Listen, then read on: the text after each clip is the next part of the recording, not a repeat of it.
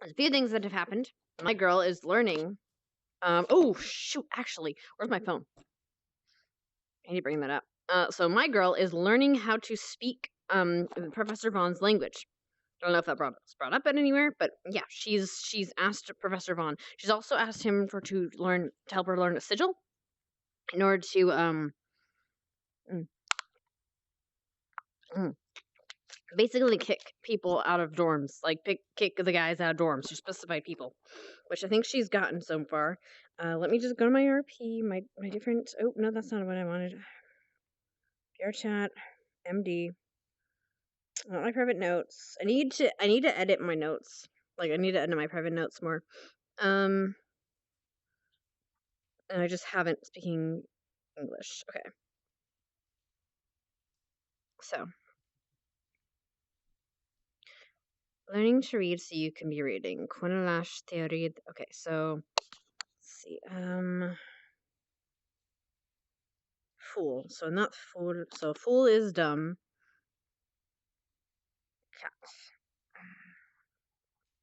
Baru seems to be the.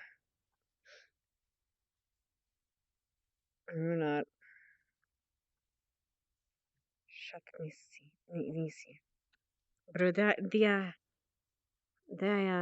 brunga the bara Havana. Sorry. Anyway, I should be doing this in character. I'm not gonna be looking at my chat much because obviously it's RP.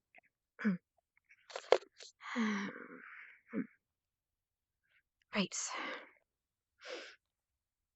Havadash. And if I have my notes, I actually look at them. I can't really. Unfortunately, there we go. Okay. I really should get this on OVR drop, and I think I will, but hold on. Night brings darkness, the day brings light. Nakti brungan shatnes, bru dia bring bragier bru heavenlo. Fire, water, earth, wind, the elements of life. Furi, nalut, earth, walish, walushi. Each dimas life. Rune, power, magic, power, strategy, wisdom, strength, good and evil. Runai, Magatish, Pagli, Stratzli, Stragashi, Windulashi, Rashi, Spikaran, Gur Adamin, Ergam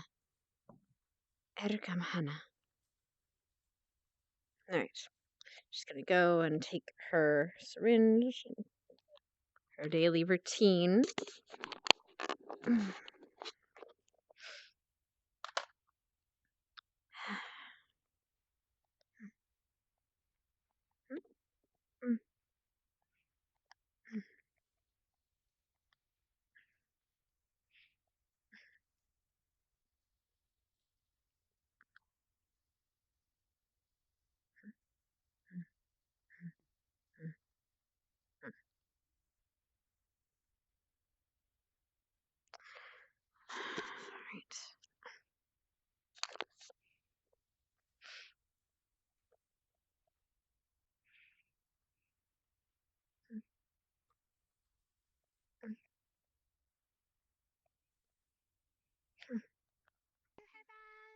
I'm like Eldrin.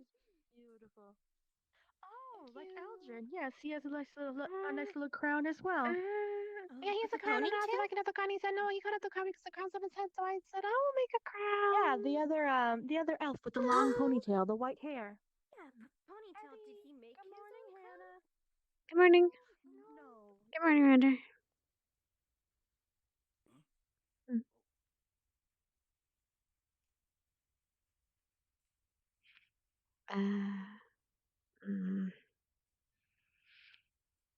Right.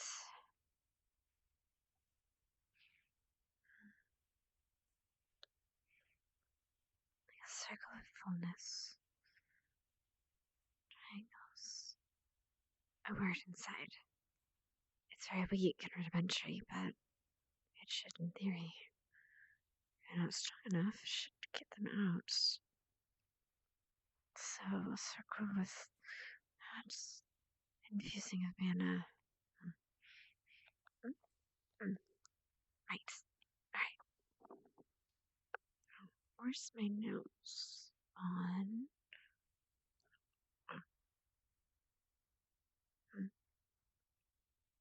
right.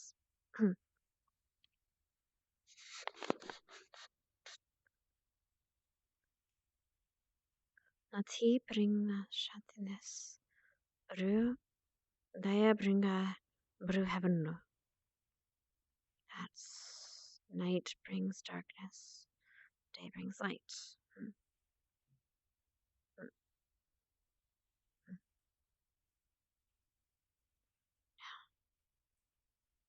Fire, fury, night, water, new lit. Earth is earth. Wind, und foolish elements of life. Ich timash mish ul life.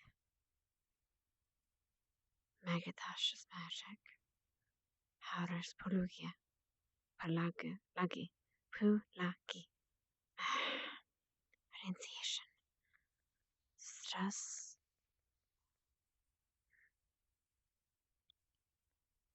Straslo. Strength. Stragashi. Wisdom is Wistulash. Good is good. Evil is damned. And Rune is Unai.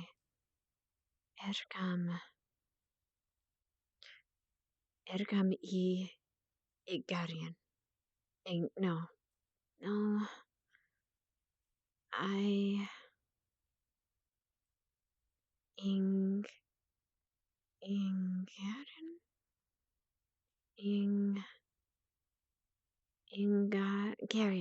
Ingarier, like barrier.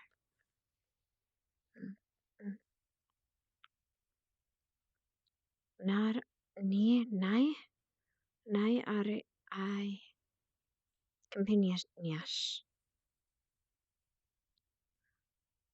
Follow me is fallish thai. Ergam bru ingrinera. Ingrinor. And that's a night tie is help me. Ulishnintai help me. Assist me. Irgan tatai. Irgan tatai. Listen to me.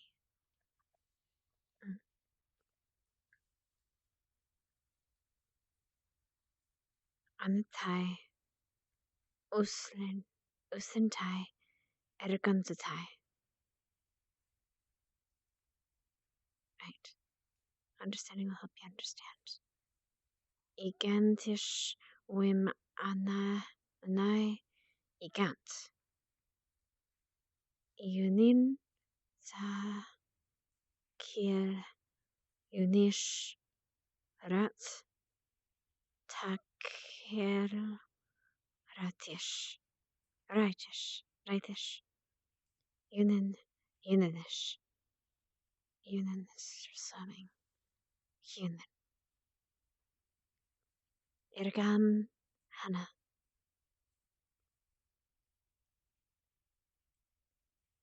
Anatai. Usilintai. Ergam Tatai. Ergam Hana. Ergam I Inkeria. I should probably head back.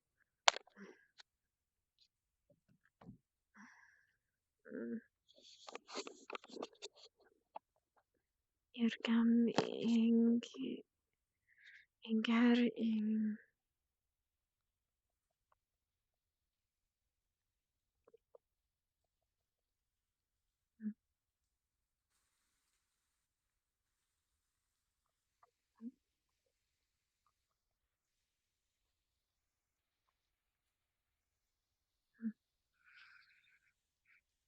Come, Hannah, on the tie. Listen, Ergamen tie. Ergamen tie. Mm. Mm. Mm. Tie.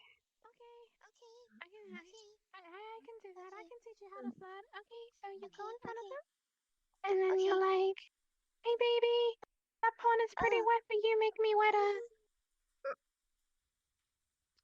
Okay. You just That's- use that line Your every turn. Now time. say that to Never Ryder. mind. It's perfect. It's a rider? Yeah. Okay. Make sure to get extra close and look deep into his eyes. Okay. Hug attack. I was T-posing for dominance. Madam Minerva, I don't know if this is Hi. Yeah, and Life lessons. the water and the air is What wet, the fuck is just going like on? your clothing. Oh, because she's not good at it. Okay. Is this flirting thing Hey, Augusta. How are you? technique or something? Good, and yourself? Teach me another one. I am in a military academy, right? uh, in I theory, am not dreaming, right? in theory, All yes, you're completely correct.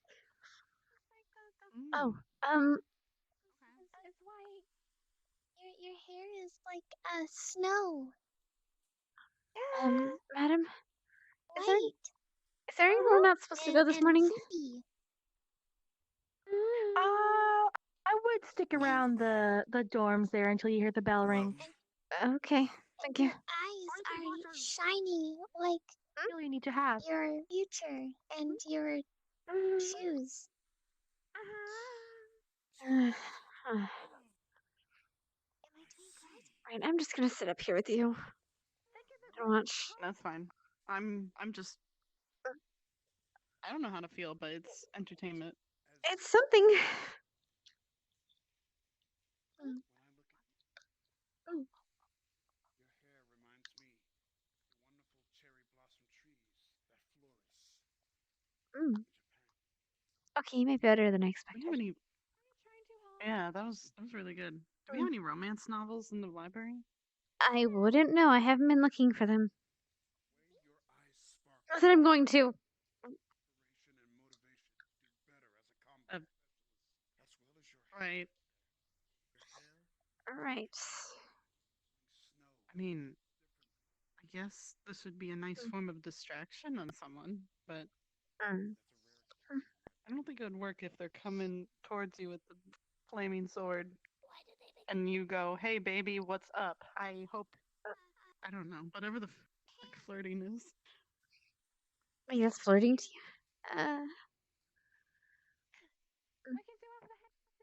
Oh, well, I mean, where I come from, you're just more forward and blunt about it if you like someone. Mm.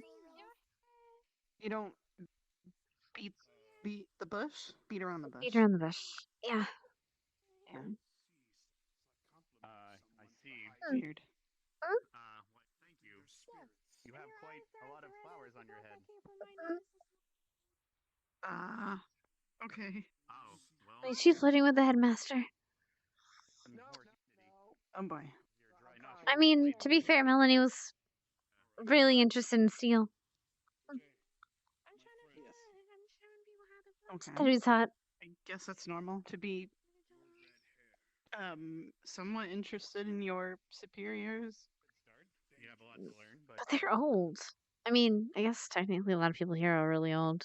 But Mm, also, there are yeah, superiors. you're right. That kind of stuff gives you court-martialed military. it's loud around here. Yeah. What were you saying? Court-martialed, but in trouble anyway.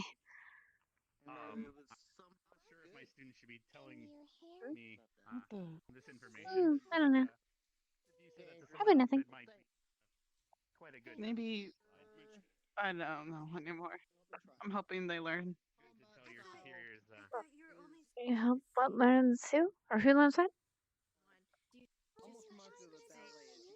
Not to hit on your superiors in this type of academy. once other students perhaps you could try that pickup line on them. We'll It see. kind of gives off the bad, yeah. Mm. Exactly. Okay, you don't know what Headmaster Cruz said the other night. Never mind, I'm not going to repeat it. Don't worry about it. By the way, Okay. did anyone tell you what happened last night? I believe. No. What happened? But she shouldn't be saying that against Becca's gonna. to a teacher. Melanie challenged Becca to a duel. She accepted. How are you doing, Ryder? So if Melanie asks anything about Becca or her abilities, I don't imagine you know, but if she does, tell her nothing. Yes. Okay. I'm surprised. She's a hothead, I'm not. Of course she would pick on someone she thinks is weaker than her. I know she didn't try that on Ryder. What brought that? Or Victor. But that's for other reasons. About I how have my suspicions of them. and how without We'll the see. rain everything would come in wasteland. I hope Specca does well then. I'm sure she will. She's got a lot of people helping her. Which is well. It will help her grow.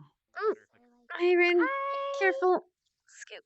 Mention just an Bestie. breathe. Right. Put a fish in an aquarium and you do not stir it Ah. or I hope it was refreshing. eventually and have oxygen. So things like rain are quite Oh gosh. I like your Oh flowers. gosh. Thank you. Me too. I made it.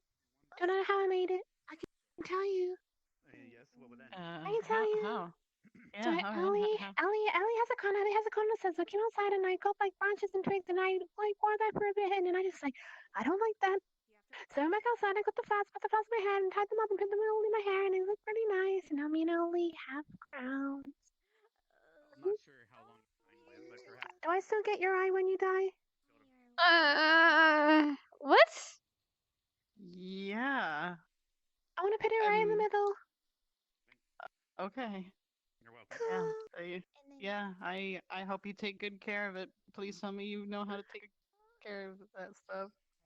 I'm just taking a massive bite out of it. Ryder, perhaps you shouldn't look that direction. I don't know if you could handle it. What's wrong?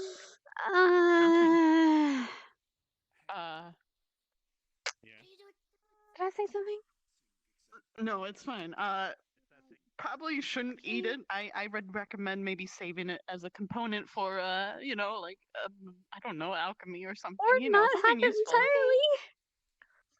Why would you want an I went to eye? the headmaster and he told I don't me know all what to my say. thing and I don't know why. I said to him, hey, the rain that's falling down from the sky makes everyone wet but not as wet as you. I see.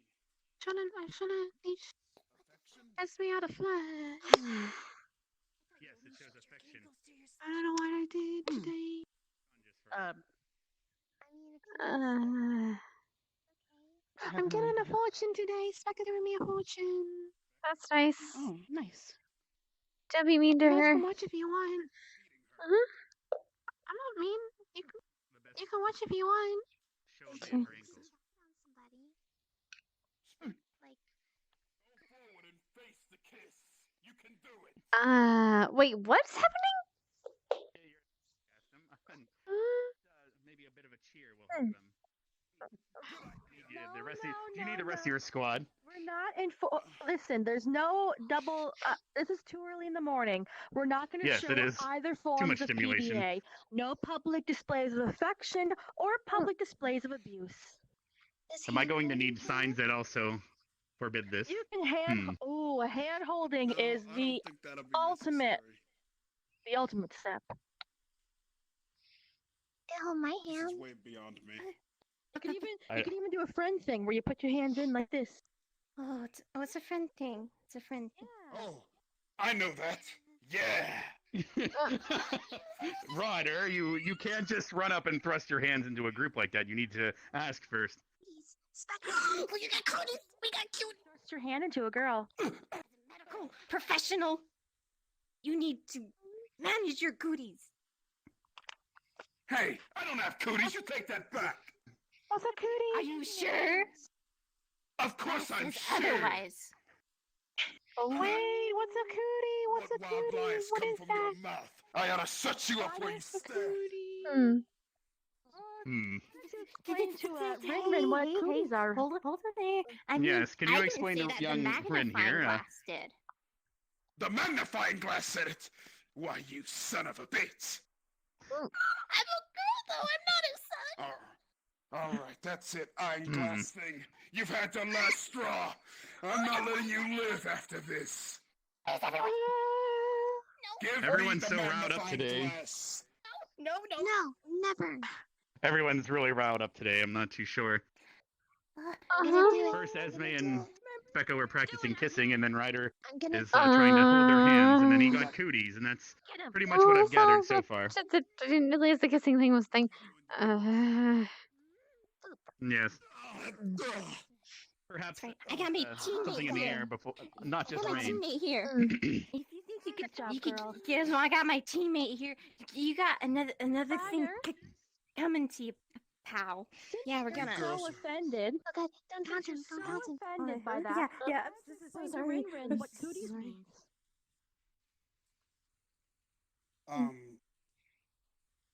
Well, Do Rin, you know what cooties mean? Cooties are Is it meta- quite dangerous. What but are it's they? not real. What are they? They're They're dangerous? I'm gonna go take a seat. Why don't so what are they?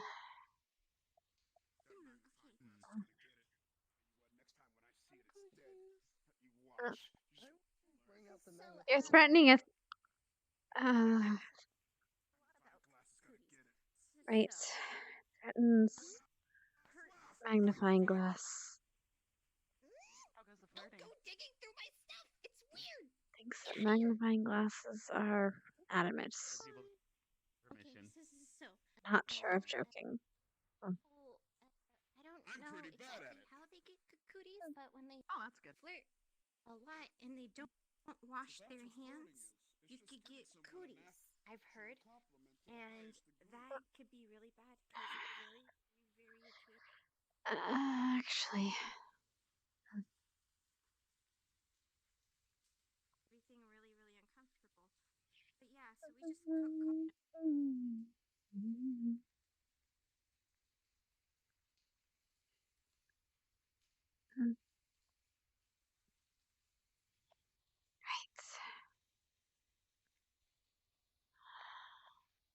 well, I can't go to the stadium again, so.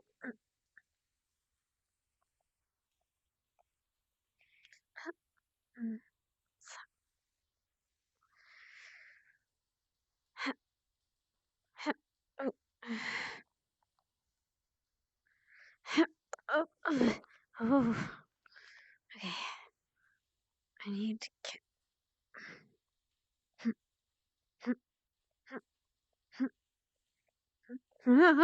Oh.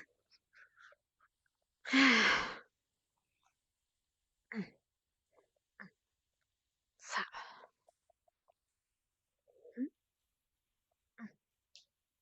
One, two.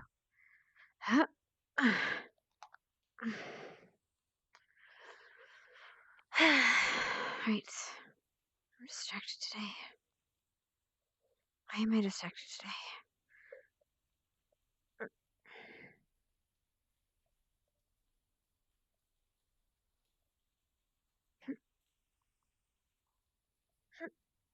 Yes. Right.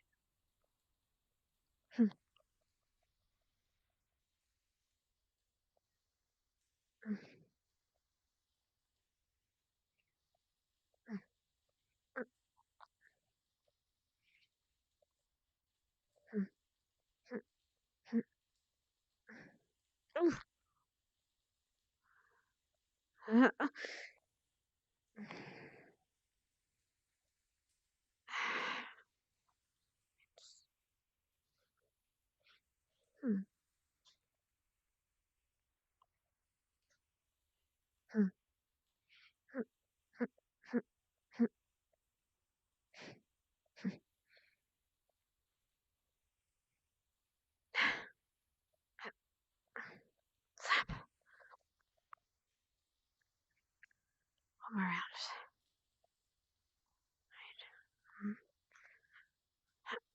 Right. Yes. Okay. Keep going. Keep going. Okay. 1, 2. Hup.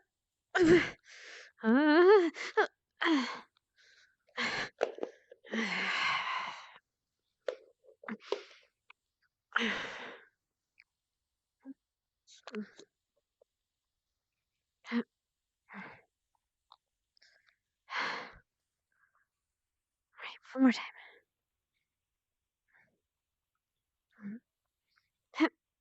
Oh, that wasn't. Ooh, that was almost in the water. Okay.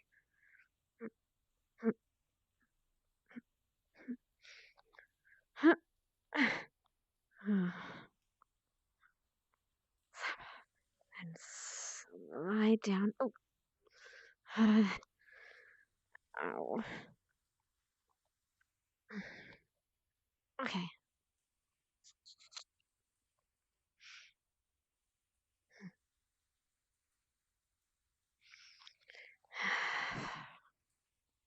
Right.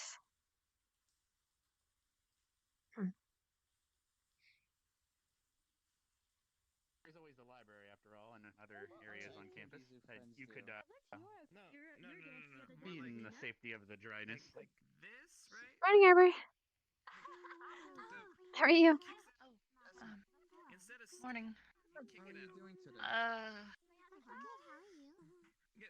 I mean, it's not the worst thing ever. It's thankfully just a light But- but Yeah. Oh. Right.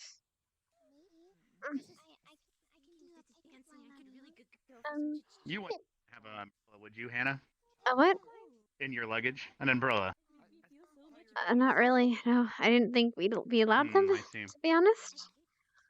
Yes, yeah, of course. It's not that I'm not sure why an umbrella would be something I wouldn't get through, but I unless figured it you was best to hid pack perhaps hit a light. firearm inside of it or No, a dagger. Nope, but, my firearms and weapons are all permitted. Wait, Exactly. Is that his actual head? I didn't. Hello, Well, Professor. I think his hood would get quite wet, so he decided to put it down today. Wait 1 second. They seem quite taken aback at your view. I'm gonna try something real quick because I don't want to. I need to put something on. Hold on. This is me out of character real quick. Actually, I'm gonna respawn. I'm gonna just try to put the particles on for me so I can kind of see them. I still can't see them, which is weird. Oh, I can now. Okay, I see them. That's a little rain. That's not too horrible. I don't think I'm gonna die. We'll find out.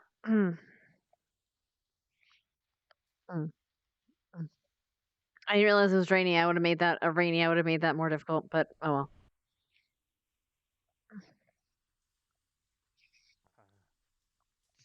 Minerva, it seems we're going to have to order umbrellas for the future reference. It's up to you. Maybe if Kari wakes up today, she can do something because she has magic. She can control water. Maybe she can help you. Maybe. She should be on the pond. Maybe. She's already She left. chose to sleep in the seas or the shoreline waters. Your hair, very pink, just like cotton candy. Yes, it is our Either way. I understand you can't be around the rain. It will wash off. Like, is there anything I don't know what you or just is there She anything was just getting to the point, really.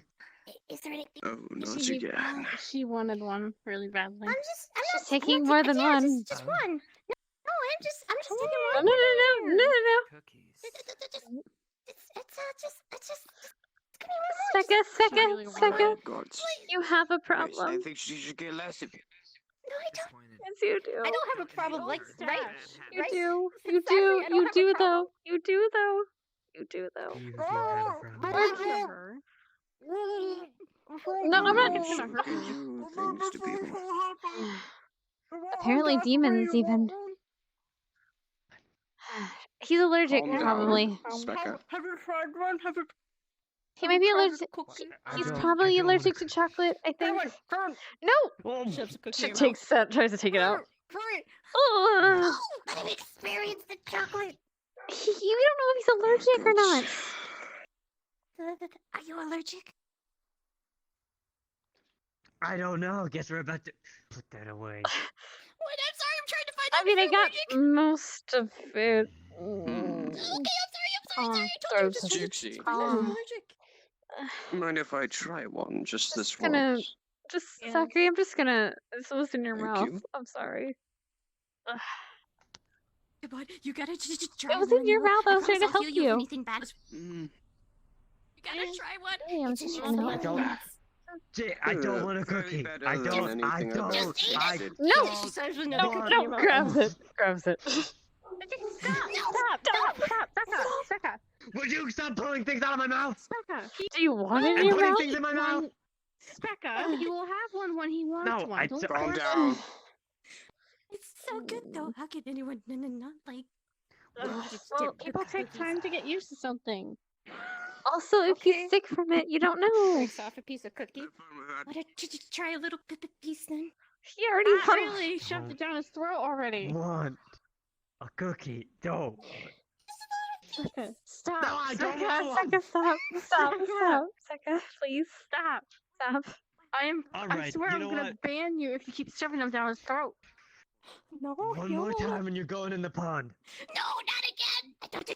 No. This time I'm not even gonna stop him. Where's Lila? I won't stop him. Here. I won't stop him if you do it again.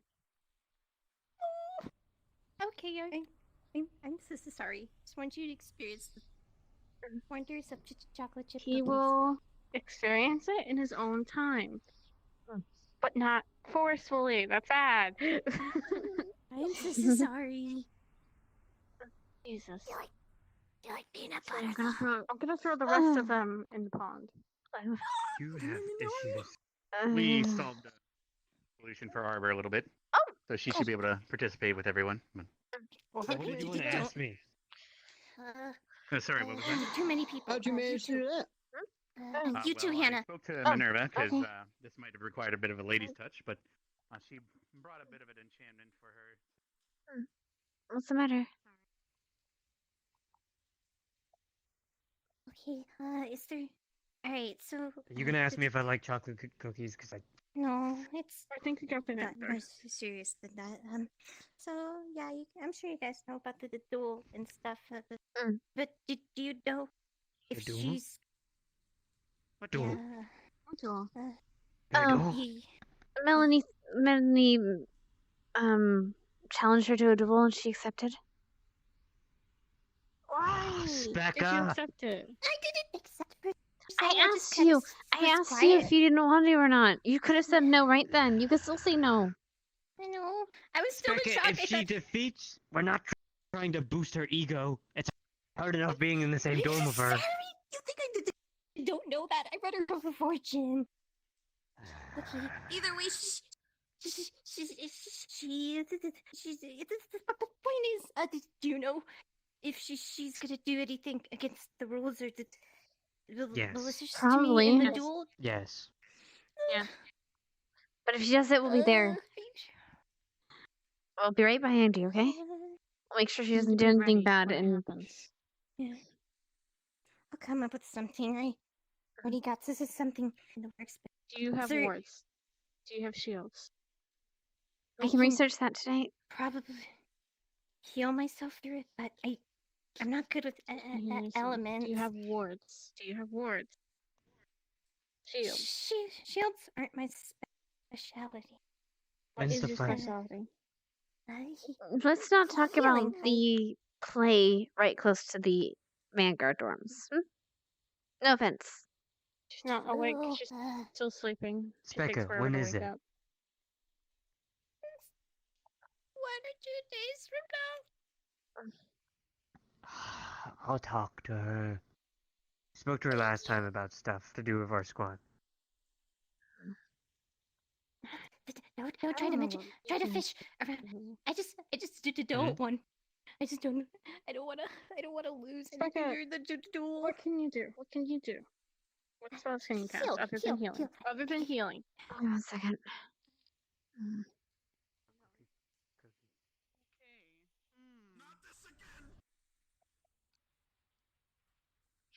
Yeah, I lied. I'm not using these particles. These are very small particles, but I'm not touching them.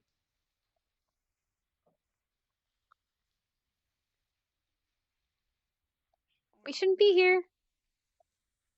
Well, I was here to turn off. I was here to turn off particles.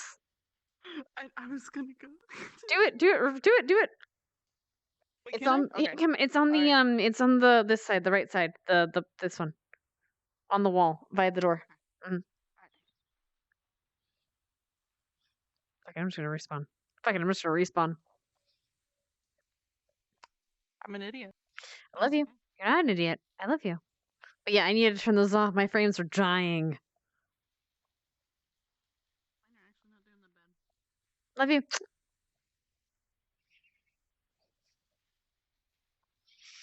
Okay,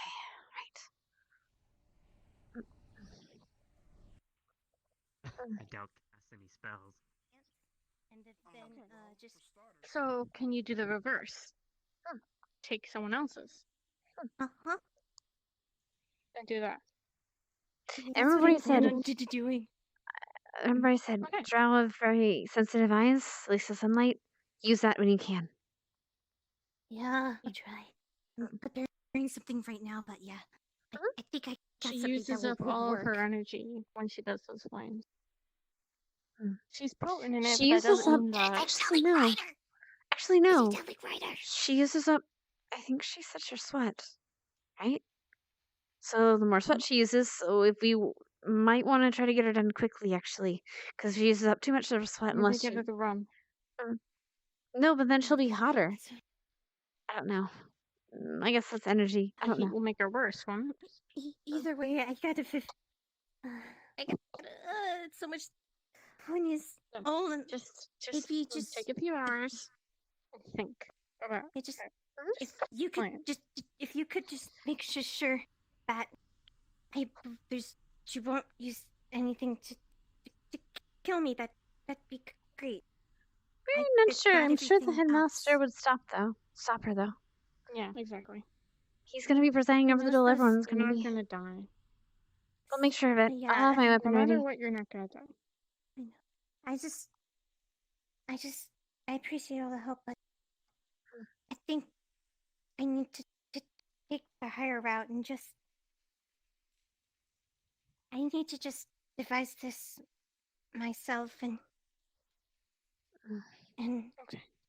Okay. I gotta If that's what you think you need. We'll offer advice, but we won't interfere. Unless she does something bad, in which case I'll help you. No, not you. Her. Any questions, I'll answer. Okay. Thank you. Of course, we're friends. Yeah. Now let's go before they start talking stupid stuff. It is my hope that this duel will be such an event. Yeah. Hey, Spectre. And that could be the destiny you mentioned.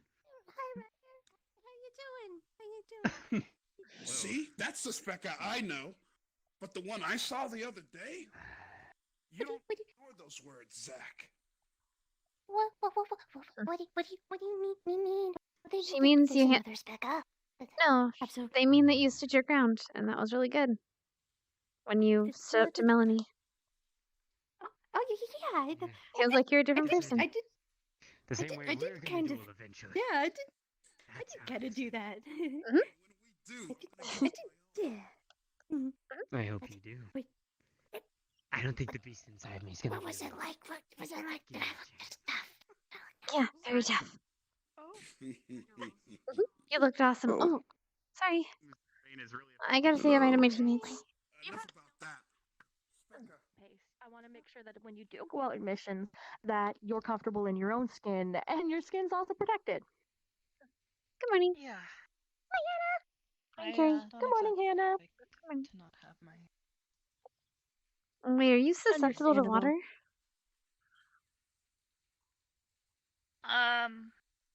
Sort of, I guess. It's more of a comfort thing.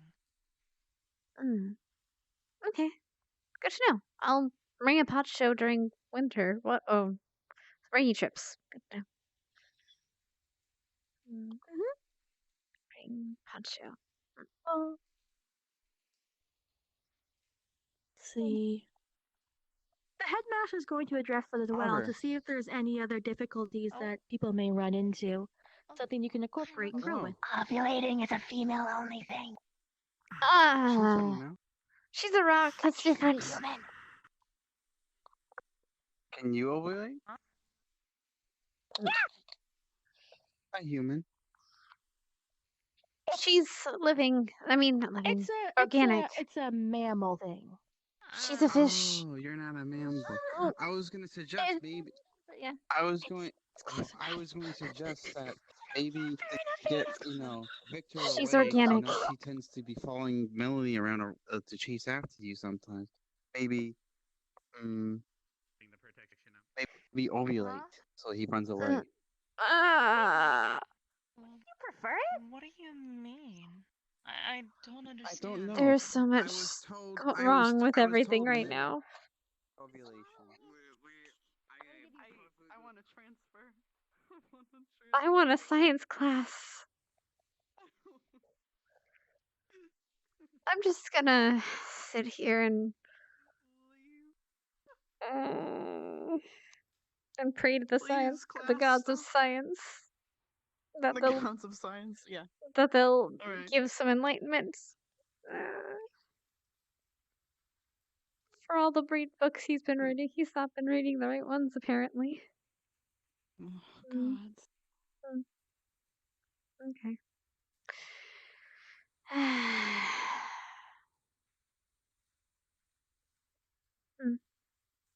How have you been? Tired, but it's a nice day out, so. Oh yeah, rainy. Well, On my book. or some. It's getting a little bit soggy. I haven't been able to make any notes today. Oh well, I'll have to remember.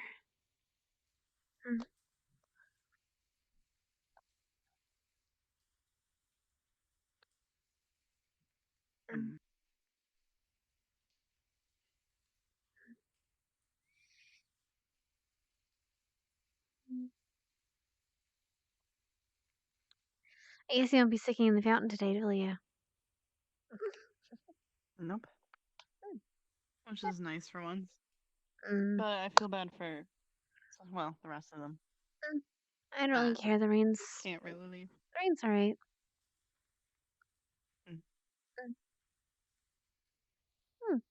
It's Victor. Who? Victor. He ran off that Oh. way.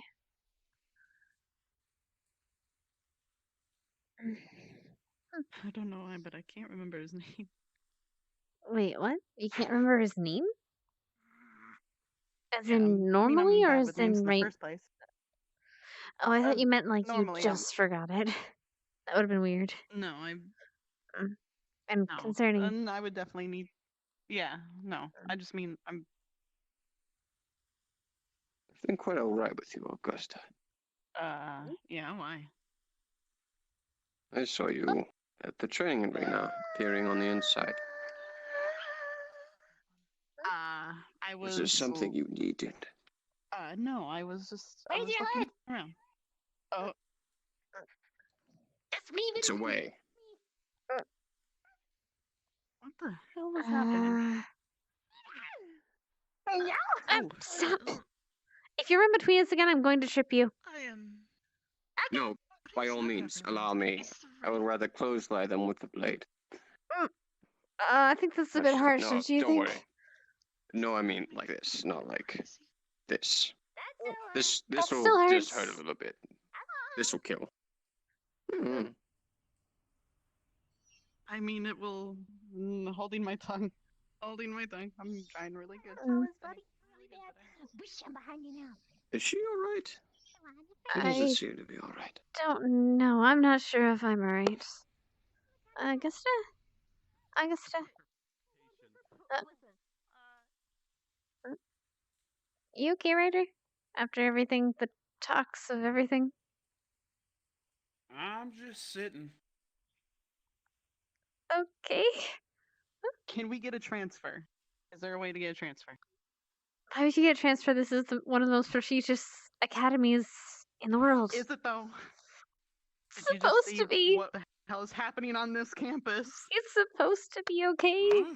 Look, it gets better. I promise. My brothers, they're knuckleheads, and I guess they're not very good. They're not I've very heard good. spitting is quitting, ovulation, flirting. I am this close to losing my mind. It's supposed to be a good well, school. This is a military school. Yeah, so we're learning military stuff. Sort of. Look, I barely know what's going on nowadays. Do you know what's going on right now? Are you here? No idea.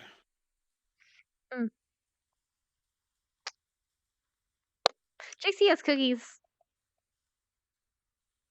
I hope she has alcohol. Wait, not JC actually. No, yeah, JC. Who was the other mix up? Oh no. Well, time to go.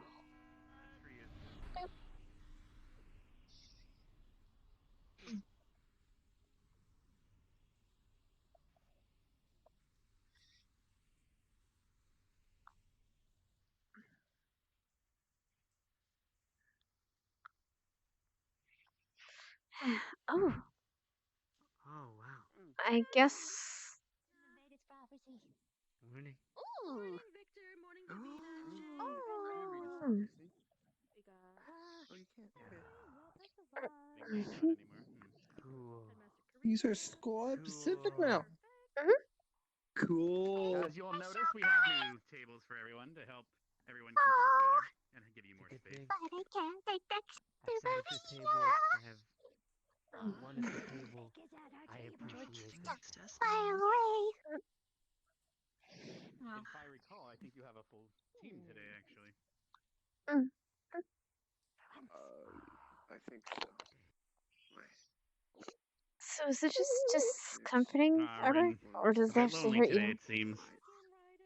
It's okay, I'm used to it. Actually, I don't usually feel it when well, it gets washed away. That doesn't necessarily make it okay just because one is used to something.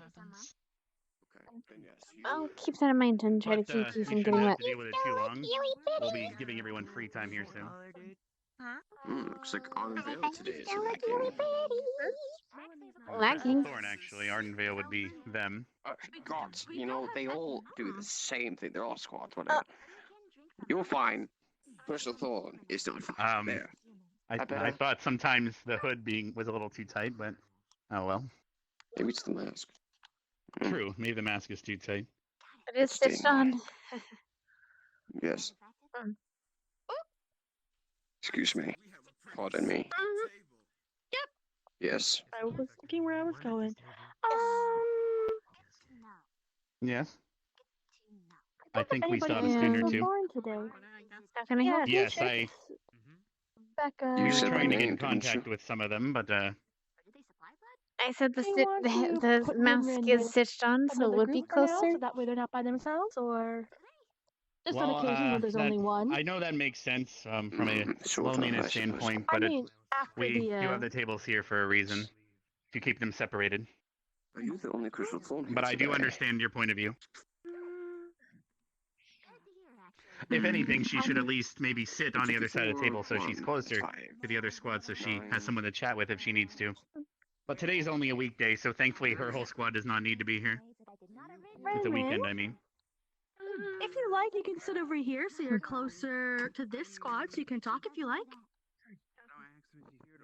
Or sit closer to Ryder, whichever one you prefer. There you go. That way Why you're are they closer to Hannah talking? and Arbor so you guys can chit-chat after. Why are they talking about need to. ovulation? Please don't vomit in our Stop new fancy the table. start of this. I'll vomit on you. I think they just want to, what's the term? Be a little shit disturber. It is normal. Most people just don't talk about it. Yes, you can. Did you ate? Did you Mm. eat? You ate the grass. Uh-huh. Can you tell someone not to vomit All when right. they first People walk are into the door? embarrassed about it. Head to the bathroom then. Oh, Quick planned on it. before you can't hold it any longer. From what I gathered, yeah. What is It it? seems, or Esme just had to go to the restroom real Ovulation. quick, and we're It's still waiting for a tips to arrive. It seems process as or well. a step in the female reproduction cycle That's a possibility. for, I guess, fish and and Yes, I might have to mammals. send you to. Wait a minute. Well, and other creatures, but most living creatures. I think all of them, and not all of them. I don't think riders Ones like that to reproduce themselves too sexually. much. Oh, But like I said, Esme just went to the What's wrong restroom. with all of you? I mean, most of my kind Are just, you okay, Ryder? you know, Is the rain a bit more sensitive? What? you are thing. Okay. Okay. Perhaps we'll have to get a The bit mail more arrives bell. from Carrie, but That just seems loud. there to help. Are your ears still sore? I'm about to grab something for in a The moment. buckets, and then the eggs go in them, and then Well, we it go to looks get like them where everyone's they have to inside go. here, The bell ever so but the only clever. one we're just waiting for Esme to get back from the restroom. We just don't need to ring the bell anymore. So okay. I think. Get used to it. Don't worry. Yeah. Why are your There's gonna be ears louder things on the. she. There's a different excuse. Well, it Something seems that is Rin true. got her to eat some flowers on the campus, and they Don't caused worry her to about get an it. upset It's stomach. just, We told her When I not to hear eat them, but bells, they, I feel like and this she is was the first also day, she but also drank the sap from you the guys tree, have and we heard it told her before, I not believe. to do that either. yeah, Think of it. the bell. I'm not too sure. I mean, she ate the grass bell that causes seems to diarrhea, and so she's probably I don't something else know. coming out of her right now. I guess I'm so confused. whenever there's rain in the air, it clears it allows sound and smells Well, to she travel said a it was little more. yesterday, so So that might. perhaps Yes. these things. How often do I have to Back drink to the her thing? phone. She seems to have came back. Did everything? You'll be fine for now. Okay. You only need it every once a week. All right, it looks Okay, like everyone's here. We have sensitive Yeah, it just things. depends. I'm sure, like normal people. I guess we were missing food. I think no one's killed my ears at this point. I've gotten used to my I ears think dying. Augusta has a point. Well, I do want to ring the bell again for their attention, but I also don't want them to go I mean, deaf. I hear so every I'll just conversation try to at get their every single attention. table. You try and I live can with do that that for you if you want. If you'd like to Really get their annoying. attention, but yes. Oh. Look, just go ahead and do it. Excuse me, everybody. Can I have your eyes up front? We don't want to ring the bell again because someone's That's a ears are spirit. sensitive. Let's just get everybody's eyes up front and put your hand up to let us know that you are paying attention, okay? Can I just get your attention up here? Put your hands up to let me know you're paying attention to the headmaster there. All right. Perfect. So we don't have to ring the bell again. Thank you. Awesome. We're good. Okay. Looks like we're good to go. Thanks for All right, cooperating, everyone. guys. All right, everyone. I hope you're having a wonderful morning. As you can see, it's a bit damp out today, and sadly, it's also the weekend, so you might not be able to participate in any activities outside too much today for your weekend, but we do have the library and other things. And Rin, you can put your hand down. I do appreciate the enthusiasm, though.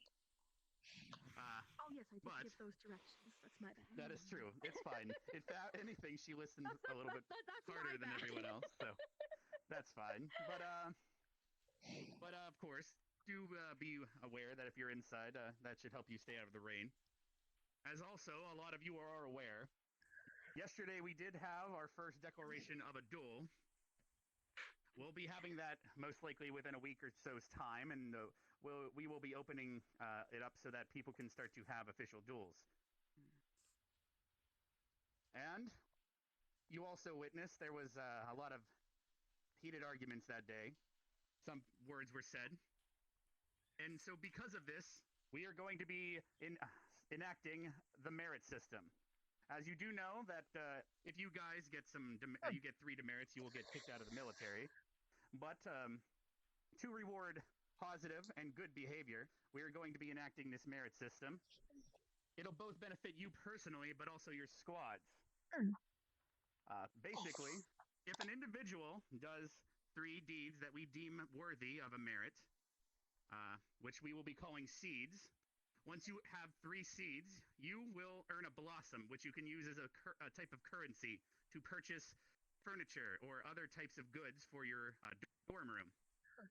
If your squad as a whole, each individual has 1 seed, meaning, for example, if Vanguard, everyone in Vanguard were to earn at least one seed each individually, your entire squad will be rewarded with a blossom, which will let you install things in your dorm, such as a pool table in the rec room area.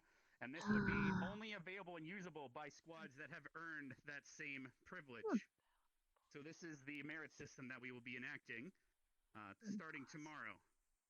But today is the weekend, so such a system is not fully enabled yet because not every student is here. We will most likely go over the merit system again once everyone is here for tomorrow. And with that, I do believe some students do have some plans for training with Vaughn, but otherwise, you are free for the rest of today, as it is just the weekend. You are dismissed. Nice. Oh, the trinket. Don't pull my hair. Well, you're talking about the.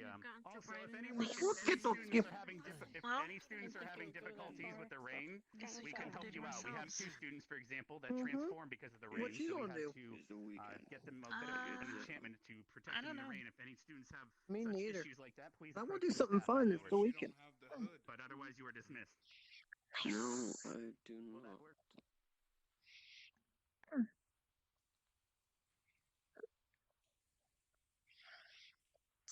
Library. Library. And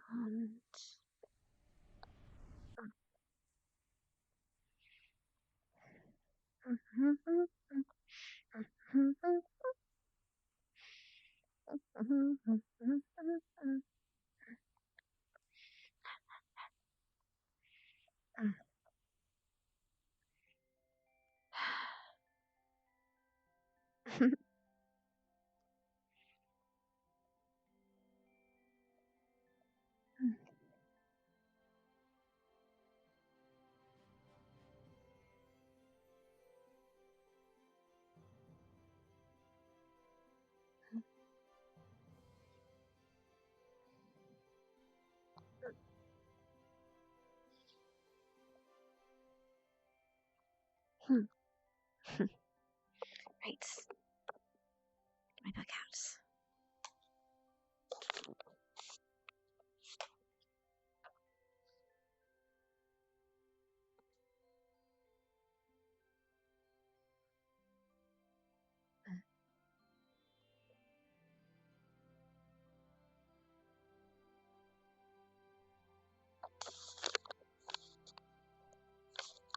Let's see.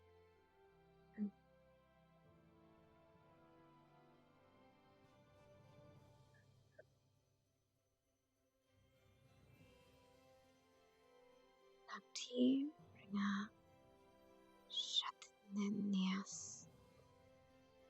Barudia Barunga Baruheavenna Fires Furry Water Unites Earth Ul Yishi Ulish It's the Mish of Life Run Renai Nagatish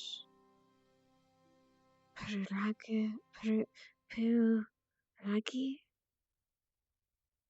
Stratazor Stragayish Westerash Spigan Gur Odanan Gur Odanan Ergam Hannah Ergam I Garia. You aren't summoning anything bad, are you? I'm not summoning anything, at least not in theory. Right. Just reading. Aloud.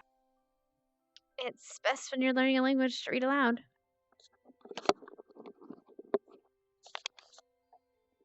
I'll take your word for it.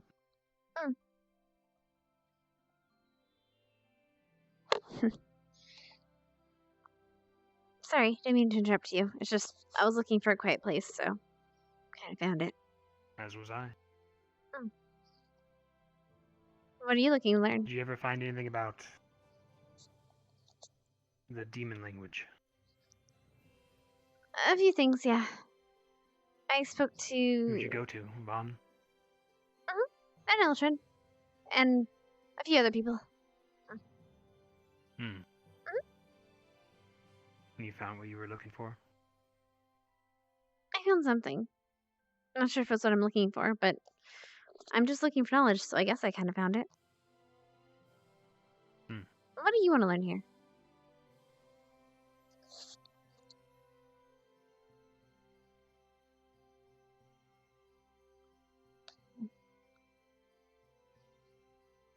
Thaumaturgy. Thaumaturgy. I forget what city that is exactly. What's that the city of? It's a generalized magic, but I can use it. Not very effectively, though. Is that what you want to learn here at the academy, or just in the library? It's what I want to learn here. There are other things I've come here for, but those are secret. And we gotta have our secrets. Cedovic, why did you ring the bell? It doesn't seem like you. No, I didn't ring the bell. I saw you walking out. No one else walked out. Elder and I were talking on the roof. We each came down. He went towards the bell. And I went out the door. Then where did... Oh, he's an elf. He probably jumped.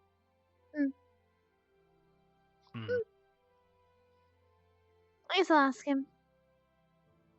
After all, you have lied to me before, so I'll ask him. I assure you. You'll forgive me if I have to double-check your word. I'm not an idiot. Fool me once, fool me twice, shame on me.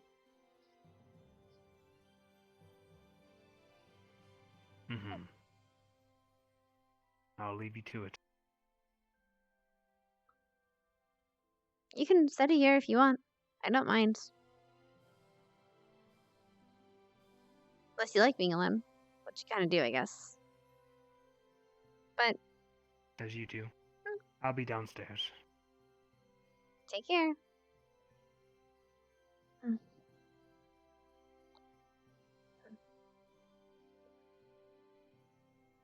Whew.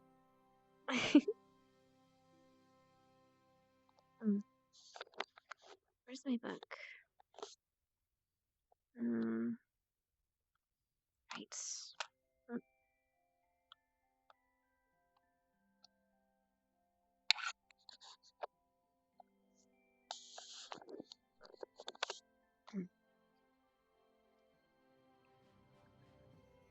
Runai. Magic dish. Ergam hana. Ergamai ingerier. Ingerier? Nai ar...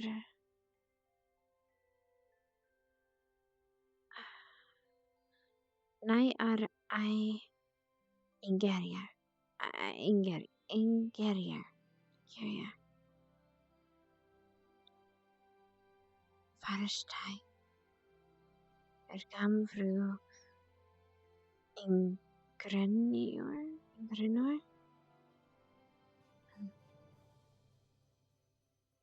Anatai.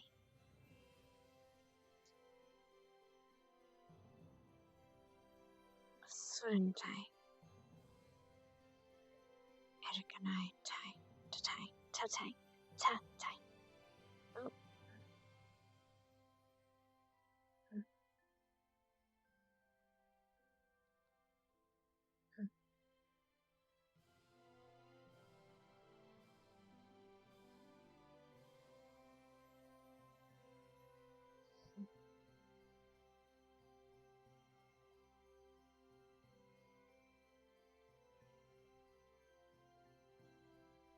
Rue Soleil. Soleil. Rue Soleil. Crash into a Isaiah. Olsindra.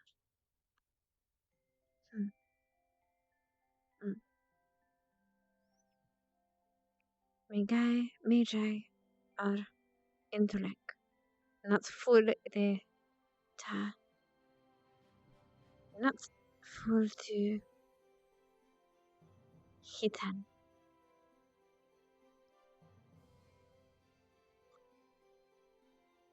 My friend's fear.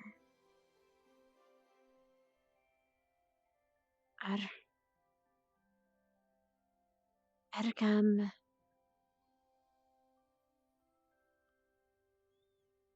Ergam nacti. Ergam intellecti. Ergam food. Ergam dangashi. Tanto mashi. Engam. No. Ergam. A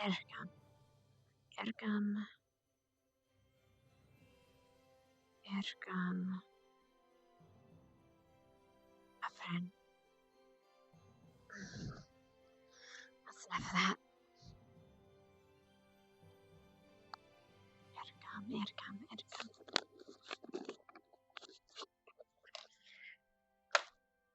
Ergam.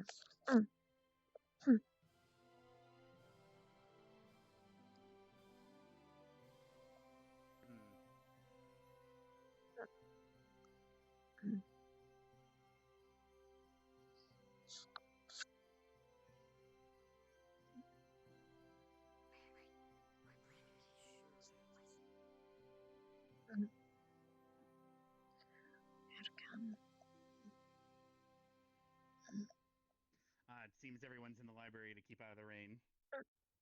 Hey, Eldrin. Hey, Hannah. How are you?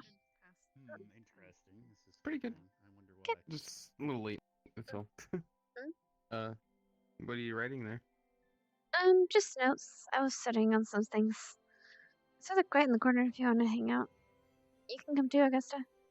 I was just there. You don't have to. Yeah. Okay. But you like...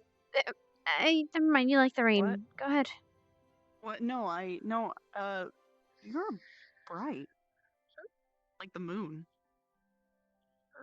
Thank you. What? I don't think that was meant to be a compliment, more of a note about your complexion. You know, I've gotten that a lot recently. But I don't think there's much I can do about it right now to fix it. No, I meant like it I think she's worried it was some kind of magical property or something. But as long as you're healthy, we don't care. It looks nice. What the hell is that? She might be hitting on. I don't know about that. I think if she wanted to hit on you, she'd actually hit you. Marshmallow bunny. I mean, that might be Are we okay hitting? too. What? And the cute marshmallow bunny. Are we hitting someone? The fairy and the fairy. No. I think he wants you to hit him. The vampire. No. And the high elf. How the hell do you want that? To be together forever. Give me that. Alright, bye. You read the next.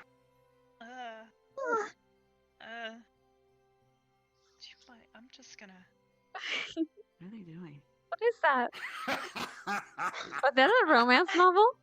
They stood together above the moonlight vista. You're joking. The light from the moon shining down upon the couple. Ooh. Interesting indeed. Next sentence. Okay. Let's keep on going. Look deep in her eyes. Hello, Professor. Man. Hello, His Headmaster. eyes. It's a guy. His eyes. Yeah, Don't. Are In you his telling? eyes. And what is it you were reading, Jay? I think they're from a book. I don't even know what kind of book. Apparently it's a romance. Don't tell me that's where And I what's think the it is. I think they found it, and we Connor's can book? finally. dispose of it. Please. Is this the Kama No, Sutra? no, Give me I that. don't know. I can't. We'll be taking this. It wasn't the Kama Vaughn, would you like to Sutra. dispose of this? Professor. I will dispose of that in kind. Thank you very It much. wasn't the Kama Sutra. I think it was a romance What is he novel. reading? I think it And was a what? romance And I what is novel. the don't book think called? I don't think that I'm makes sorry, it you any what? better. It's called Confessions of a Mad Elf, Volume 1. Well, let me give you a lesson of destroying books, Volume 1. Take it outside and cut it to fucking bits. But it's a book. Thank you, Headmaster. It seems our librarian Alex was bringing in books he shouldn't have. Hey, grab I'm volume not two. gonna be too happy about that. I'm gonna go beat something up before I. Don't tell him we found Volume 2. Keep your mouth shut, T. What about this one? I'm right here. Probably our little secret. No, you're not. Okay. Now it is that No, shit. no, no, grab the book. I'm gonna And go if here. introduced to the bloodstream, They've also.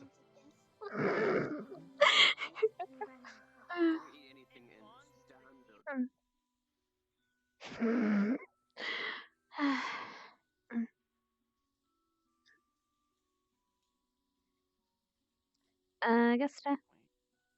Yeah. I'm going to the training arena if you want to go.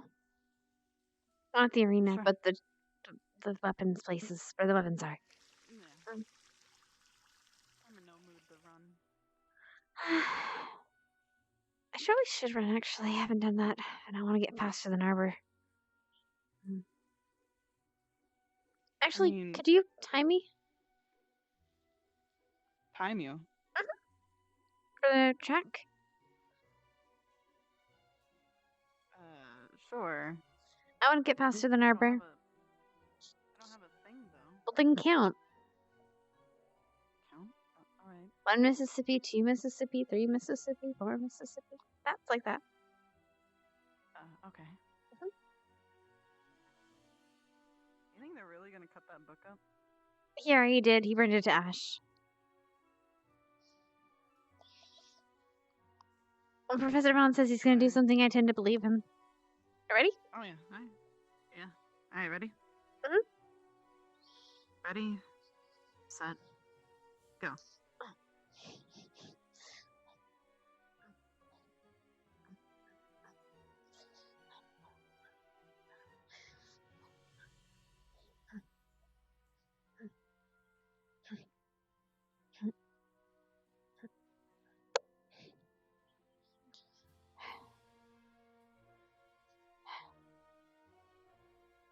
Eventually, I'll be faster than that gemstone person.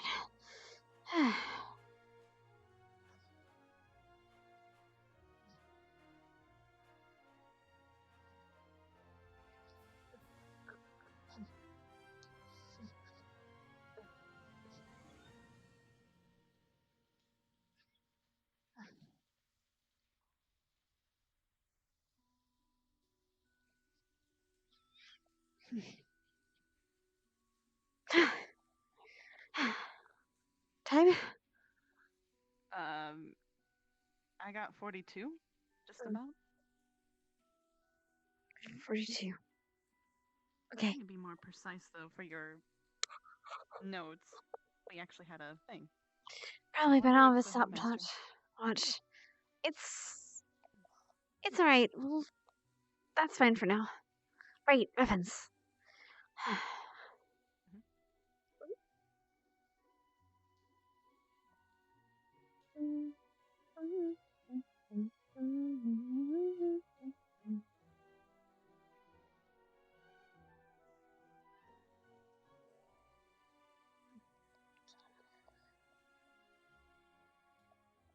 Has your weapon come in yet? People leaving their... Yeah, it's around. You should use it. You gotta get back to practicing with it.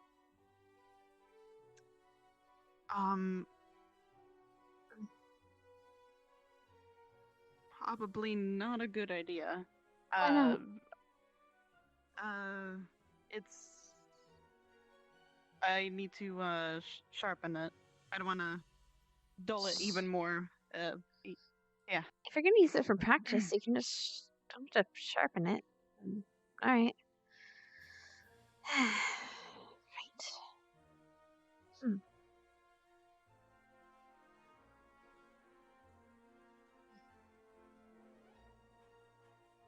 And singular opponent. Stepping close, go for the jab. I go back, step forward, jab. Step forward, jab. Back up. You can grab a axe if you want.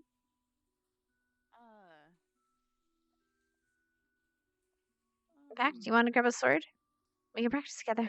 No, I was watching. It's fine. Is it actually alright if we use our own now? I think so. We've already been squatted, so we can go ask if you want. I prefer to ask. Okay, let's go. Don't want to get in trouble. Let's go. Especially after the announcement. All right. I'm not going to the bushes. I already got needles in my feet, or my socks. I mean, they ran the other way. Oh. I had to run through well, I didn't have to, but I ran through the branches. Oh. That's unfortunate and uncomfortable. Yep. Where'd he go? Could you please dispose of this? Alright, stay tuned for volume 3 of the Burn It. Headmaster? There better not be a volume 3. I'm just gonna make this nice and... Now that... Why are you laughing? Yes. Now that we've been squatted, are we allowed to use our own weapons for training? This is the. Yes, you can use your weapons for training. I think I heard you, but everyone's laughing quite a lot. Yes. Was that your question? Yes, you can. In fact, if you would like, Vaughn can even take you to the arena, and or you can do so on your own. Perhaps I'll come over there, and if anyone else is like, We're allowed. does anyone else want to go and use your weapons at the training arena? We're allowed. Yes. Yeah. Of course. Yeah. Thank you for your permission. Enjoy your X-rated whatever the fuck you guys.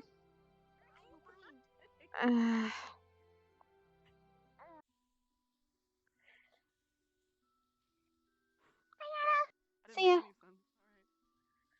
We got permission. Let's go. Yeah. This is some fun. Huh? To use our own weapons. For training. Training? You're training? Yeah. I have missed something. You don't have to use them. It's up to you. I'm not gonna use my weapon right now because it's a little bit apparently it's too much for everyone.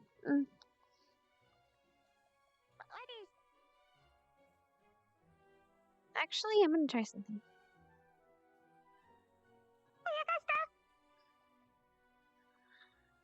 Hello, good morning. I hope the weather treats you well. Not really. I'm gonna go actually grab for my bag. Give me 1 minute.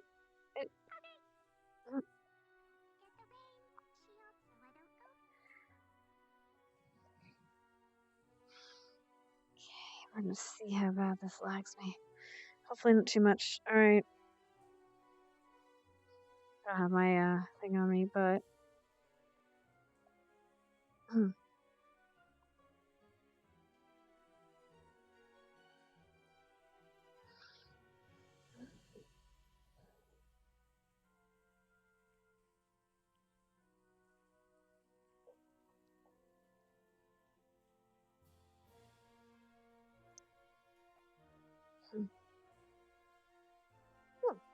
perfect.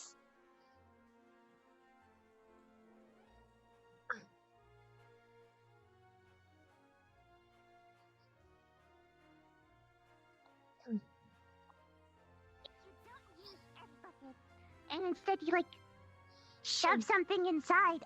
How do the eggs get out? Wait, what are we talking about? Are you talking about mammal reproduction? I'll give you a book. It's on the library, okay? Don't worry about it. Okay. I'm really confused about how humans do it. Like, she told me she shoves a thing in. And Okay. how is it gonna get out? It's. Don't worry about it. It's okay. I'm sure it's fine. I'm gonna just. Don't worry. I can tell it's awkward, so I.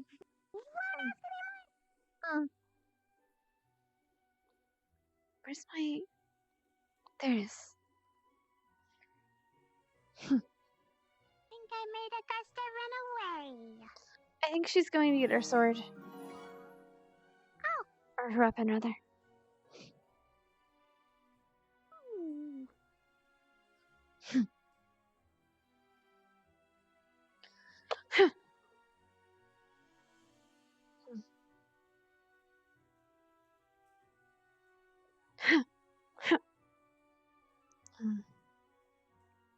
Right. Form.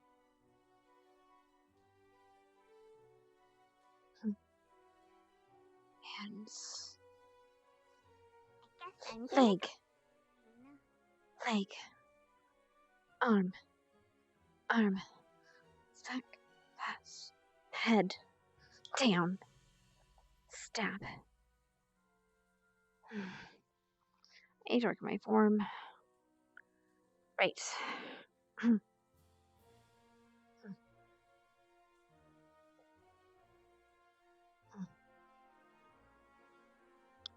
Leg. Leg. Arm. Arm. Back. Forward. Neck. Down. Tag.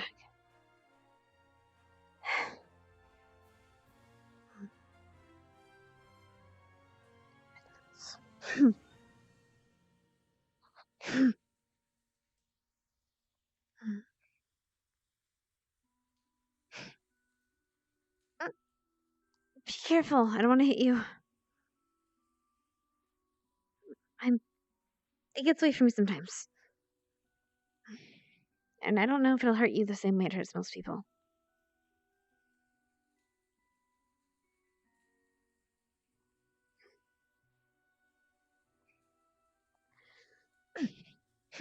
You said you work with slashing weapons, right?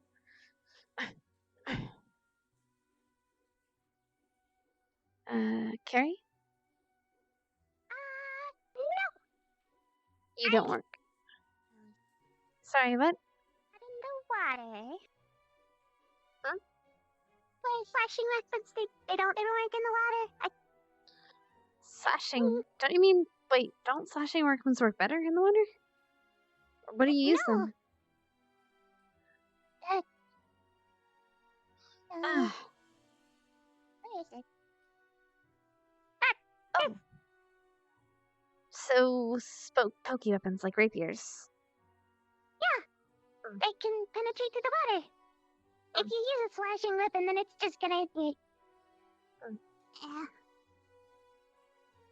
It won't go through the water very well. Because you're pushing against the water instead of with it. I see. Interesting. May I see? I think it's smaller. Oh. May I see? Oh. Huh? Sorry. It's... Go ahead. Poke it. They don't hurt unless I want them to.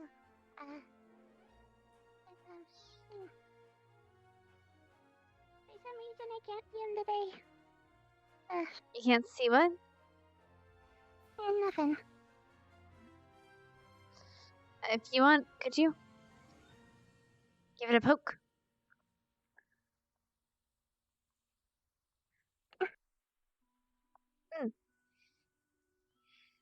Let me try something. Stay still.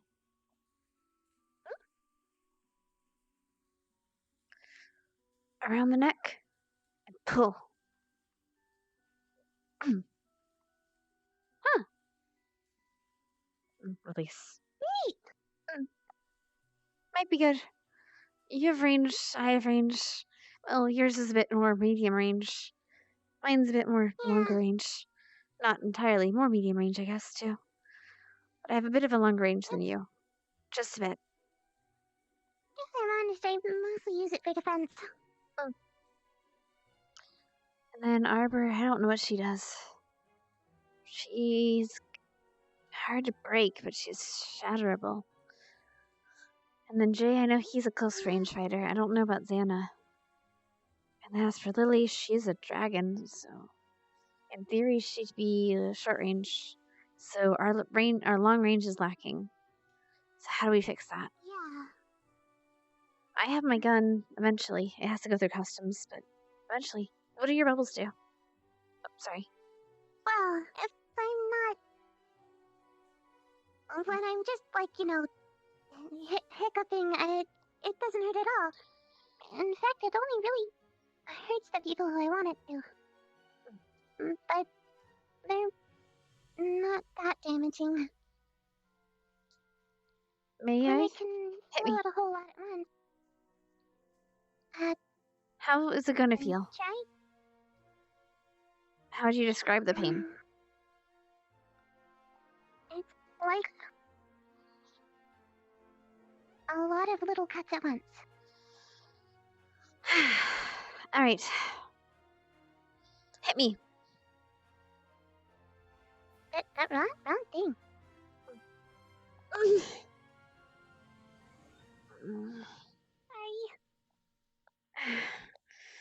It's like a bunch of paper cuts. Ow, ow, ow, ow, ow, ow, ow. Yeah. That's gonna hurt. Okay, paper cuts. Ow. I'm gonna have to spend my clothes. Alright, try it again, except this time, how fast can you do this? That's about as fast as I can do them now. Do you think I could hit them before they do that? Maybe not all of them, but some of them? Go.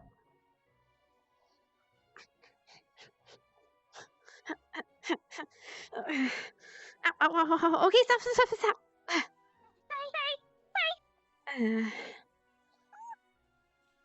Okay, maybe not that fast. Ow, ow, ow, ow. I can try and heal it a little bit.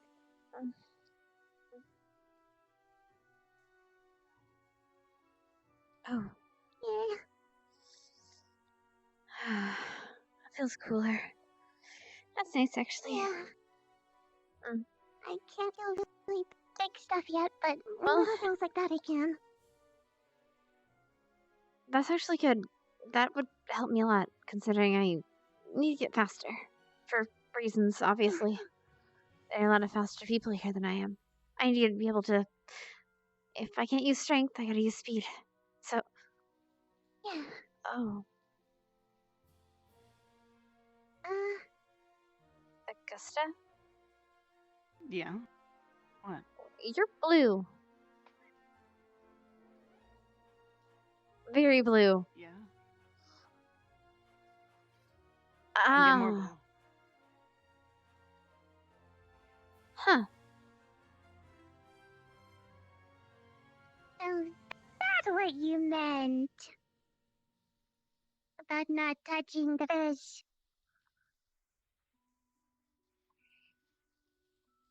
Nice. Hold your sword out. She's gonna try to grab it out of your wrist. And do you have a tight grip on it? Doesn't budge. Okay. It's frozen to her hand. Interesting. Ooh. It's part of me, in a way. Actually, or okay. What are you exactly? You know, like the people that summon swords out of thin. I don't know. In our books, they say we're somewhat human, but we're cursed. Some say we're descendants of giant frost. Frost giants? I don't really know. Yeah, I guess that's what you call them. Huh. Some say we were cursed by the cold one. The cold one. That's... we give her titles. We dare not say her real name. Yeah. What is her real name? That's like the queen! The queen.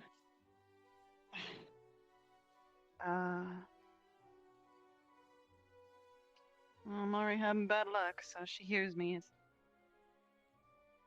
I think they pronounce her common name as Ariel.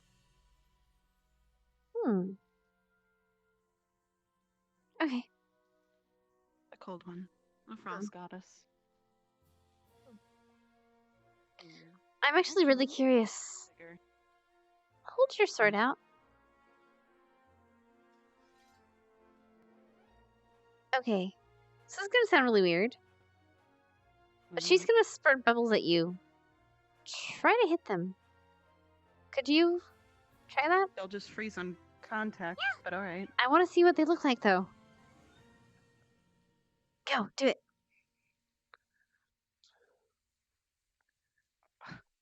Okay. They seem like a bunch of little paper cuts, don't they? But that was...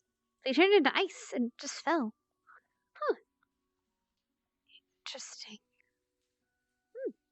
I want to see if my sword's bigger than... I wonder where he's at. You know, Professor Vaughn. I'm gonna go look. Wait, is it inappropriate to carry this? Probably. Alright. Where's he at?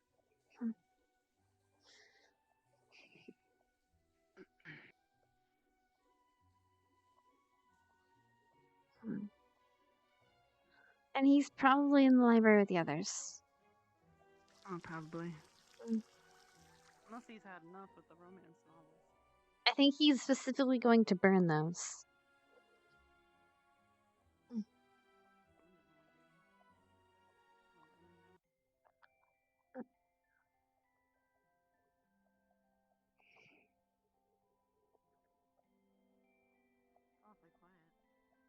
Did they all leave?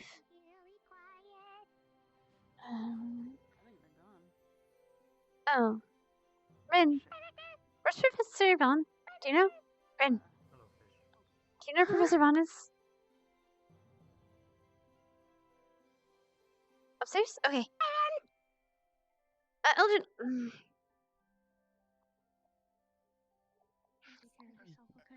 Yes, please take care of yourself. A little late to the party there, Hannah. What happened? Seems that she is a bit in a rush. Oh, no. Trixie? I mean, Specca.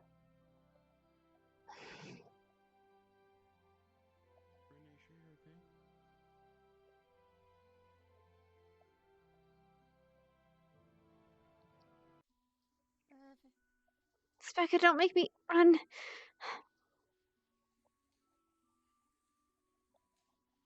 the hell? You would be very uncomfortable. I wouldn't do it. Captain. I wouldn't do it. Look, there's something Go up going on on the over there. stairs. Come on. This Go way. up on the stairs. You can jump on the ledge from there. Go. Come on. Fire and ice. What did you do? What the fuck are you Nothing. talking about? Specca, what did you do? What did you say? What? I haven't even spoken to her today. Sure, right, whatever. How childish of you to assume. Mm-hmm.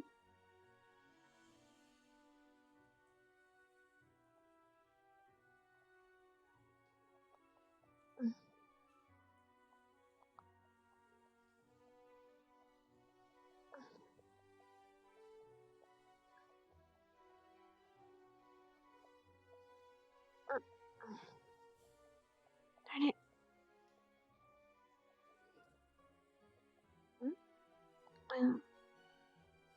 Specca? Mm.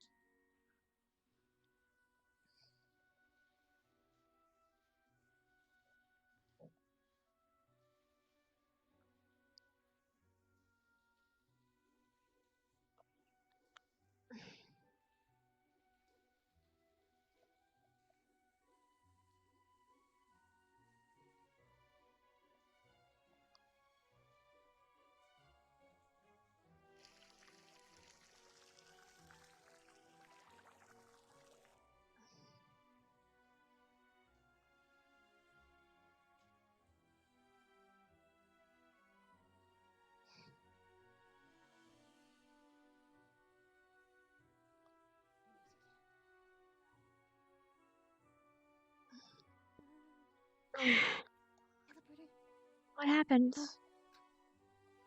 Nothing much. I thought I could catch something, but no luck. Anyways, I need to meet at a rendezvous, Rendezvous? squad mate. Reconnaissance, I guess you could say. Wait, so you weren't upset by anything? No, kind of, and not exactly. It's not normal, but I got bigger things to worry about right now. It's happened, but I'm worried about Ren, but I need to worry about myself. I made a plan with someone, and I gotta stick to it. Okay. Just take care of yourself. Please. Oh, good to see you too, Curry. I gotta go now. Reconnaissance. Be careful.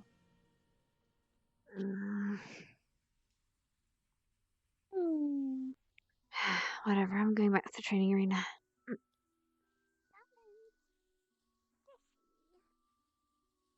too sure. Maybe. We're associates. All right. I'll take that.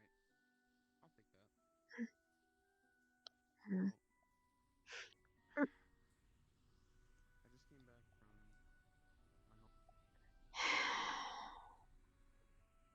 my home. So was it bigger?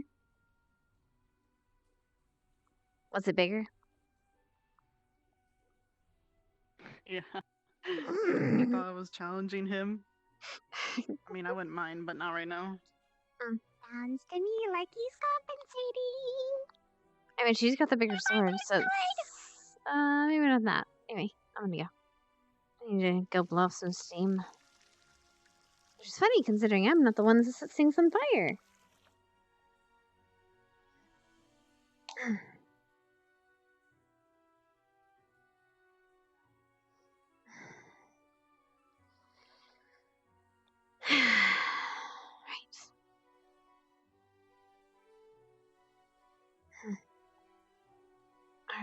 Arm, leg, slash, head, neck, stab.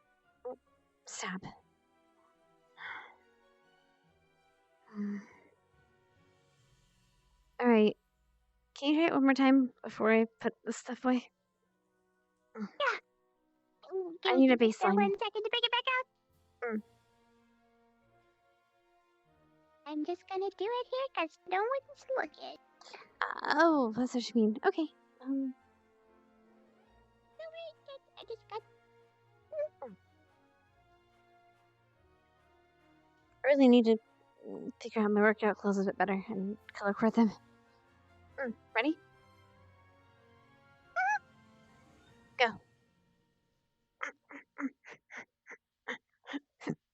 Ow, ow, ow, ow, ow, ow, ow, ow.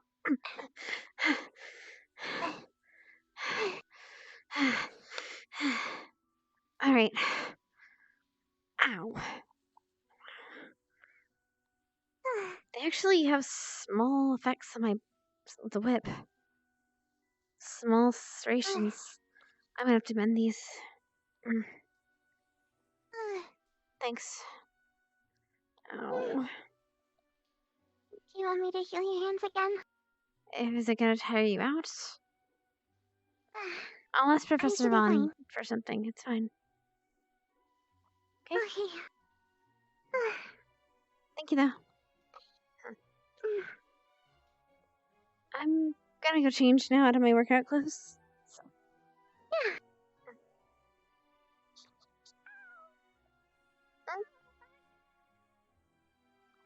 Did you are you okay? Yeah. Did you hit yourself? Yeah. Don't do that.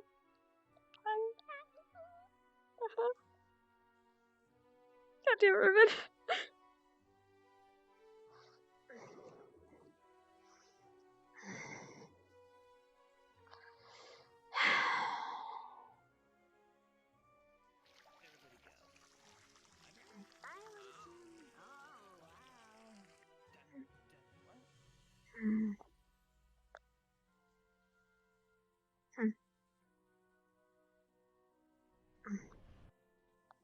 I hate those portals.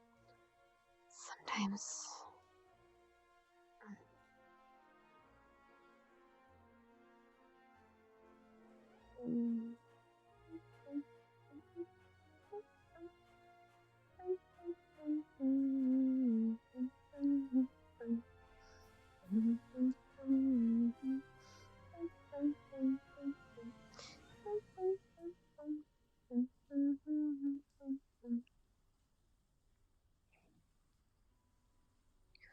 Harus pada penina.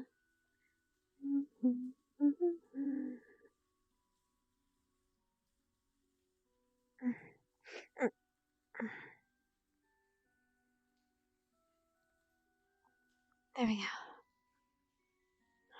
Better. Back in my normal clothes.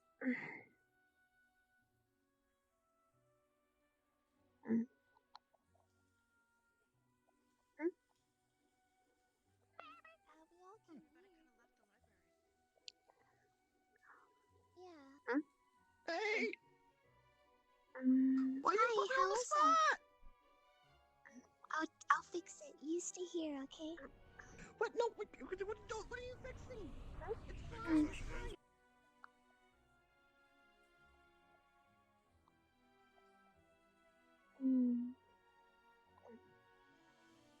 Erkam Hana. Erkam E. Hello. Hi. Fine. If you need someone to rescue you from team building, let me know.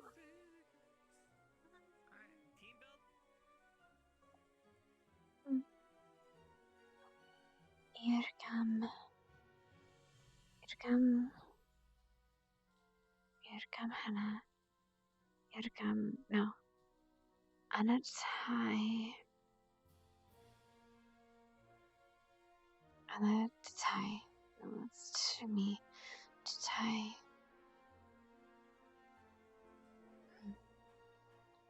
Angram. Argam. Argam. Something. Argam.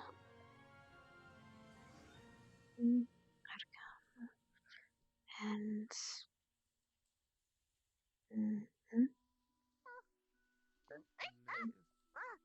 Argam. And. We're just finishing up. Tanda.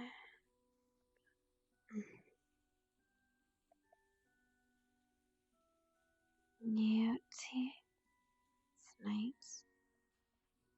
Fury. Fire. Hannah, you said you were waiting on me? No. Training? You said you wanted to. No. You said you wanted to go training? I already kind of did. Whew. Oh, okay. Carry on. I would be interested to see how she lasts against him, though. Here come. Here come. Welcome and then Pyrock. Welcome. Aranai Matsute.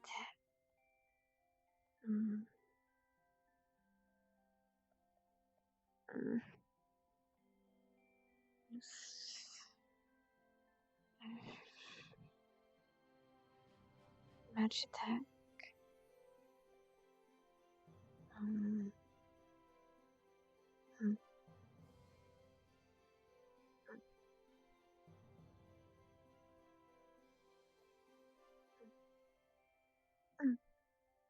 Got it.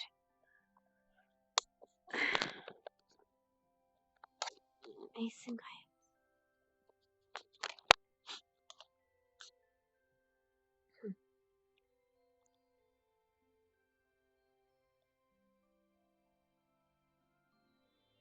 Urvarkre Grupash un Predatash Agrai Presh.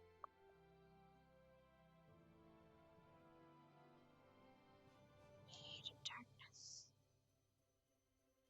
Anta Vierna Napich Haresi Halinak Vernan Musi. They don't have a word for mercy. That makes sense, actually.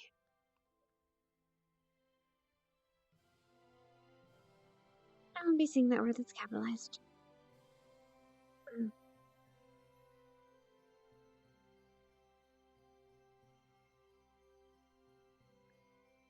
Erkami Igreria. Palestai. Anatai. Asensatai. Ergantatai. Furashtai. Palestai. Ergam Bru Ingreria. Ingredo.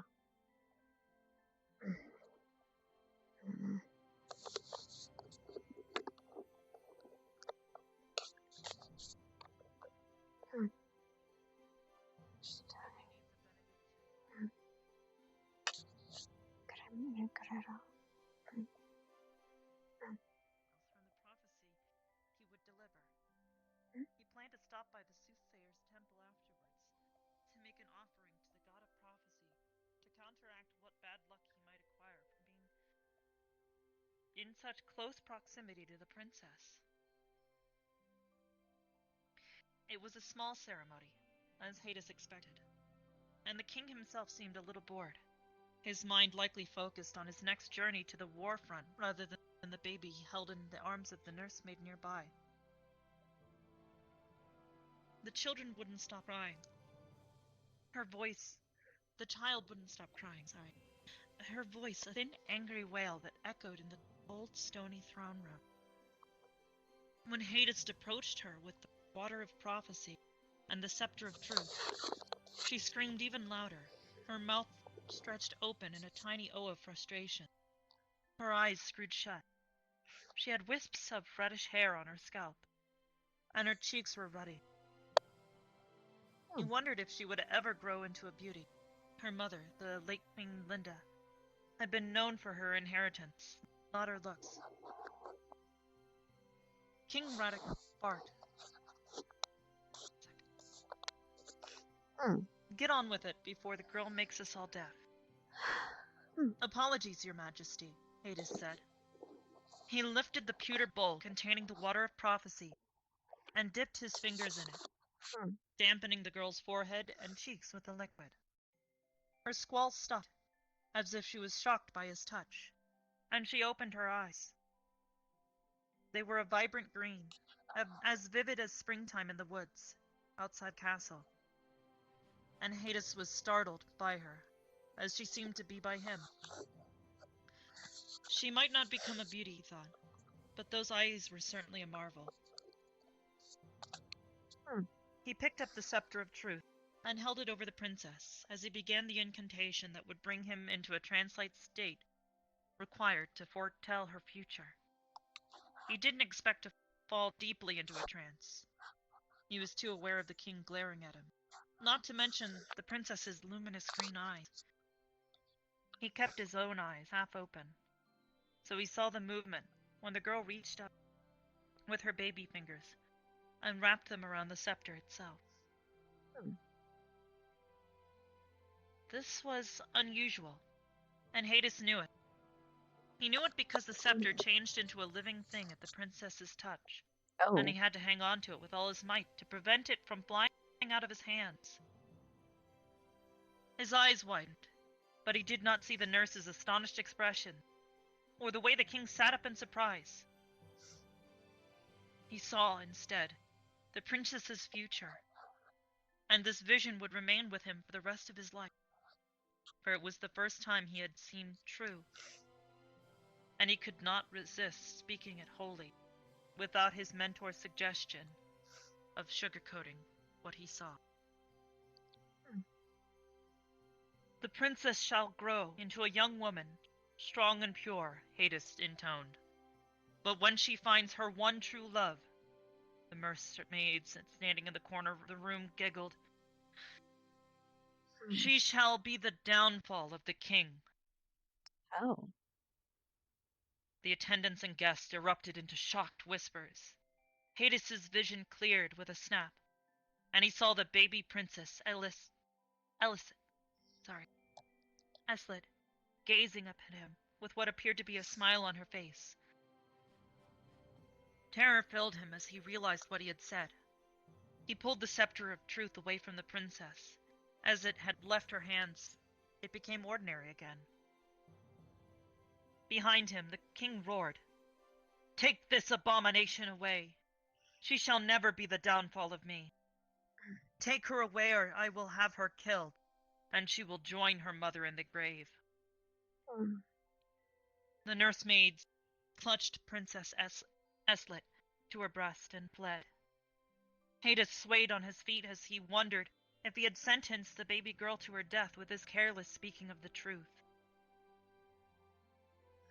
It was the king's most trusted advisor who devised a solution to the problem of Princess Elisset's prophecy. "We shall simply never allow the princess to find her true love," he told the king, "and so your safety will be assured."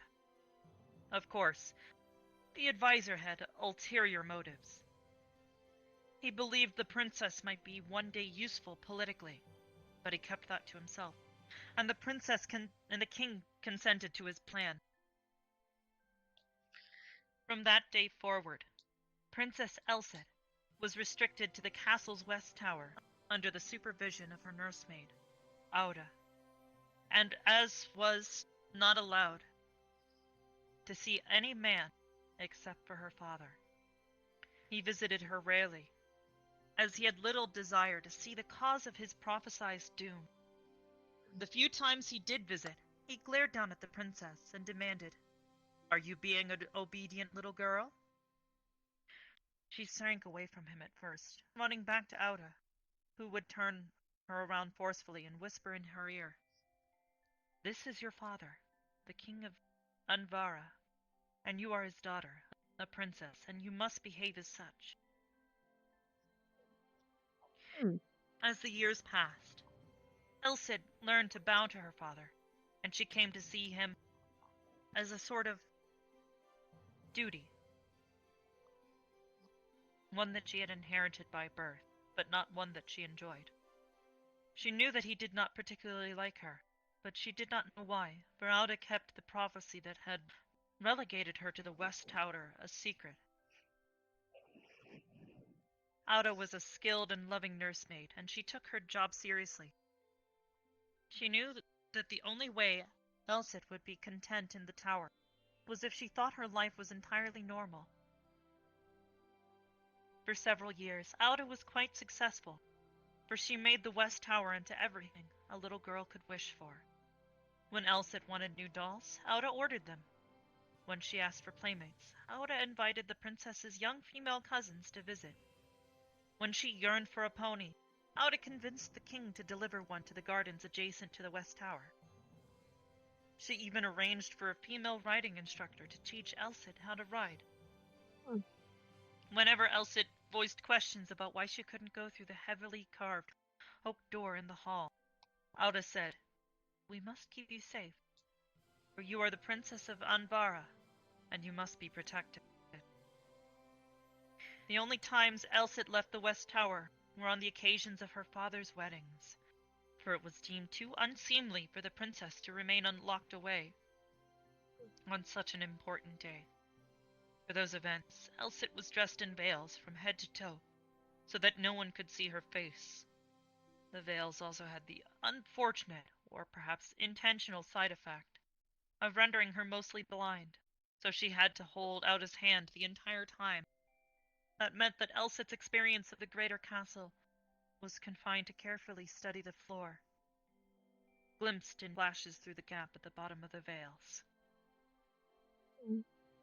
During Elsit's childhood, King Radek married several times, for his wives had a trembling tendency to die. Elsit's mother, of course, had died in childbed, as did the king's second wife. His third wife bore 2 stillborn children. Sons, the king noted in despair, before succumbing to a fever. After that, several years passed before the king decided to marry again. Some believed that he worried that he was cursed, but others noted that he was merely distracted by a new war that had broken out between Anvara and its eastern neighbor, the kingdom of Drasik.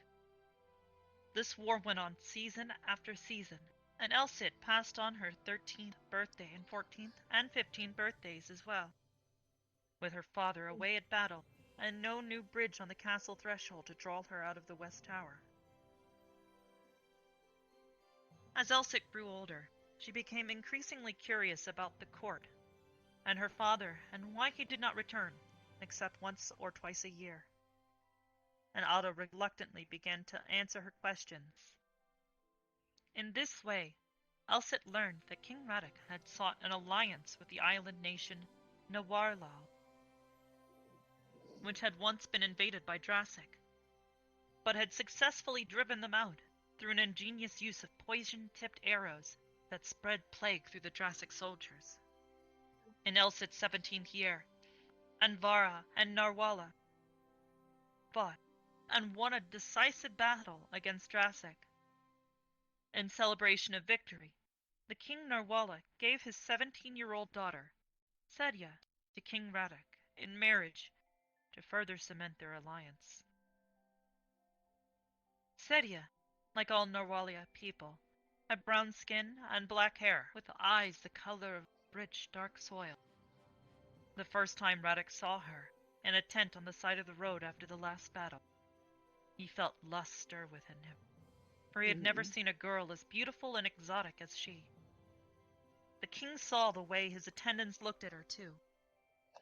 The black jealousy rose within him, even thicker than his lust. He ordered that Sedia be taken away immediately to the West Tower and locked inside until their wedding, which would take place exactly on one fortnight. Sedia did not understand what he said, for she had not learned the Avaran language. She only knew that the king's voice was courteous and greedy. And when he lifted her chin with his hand, she could almost smell the desire on his breath. It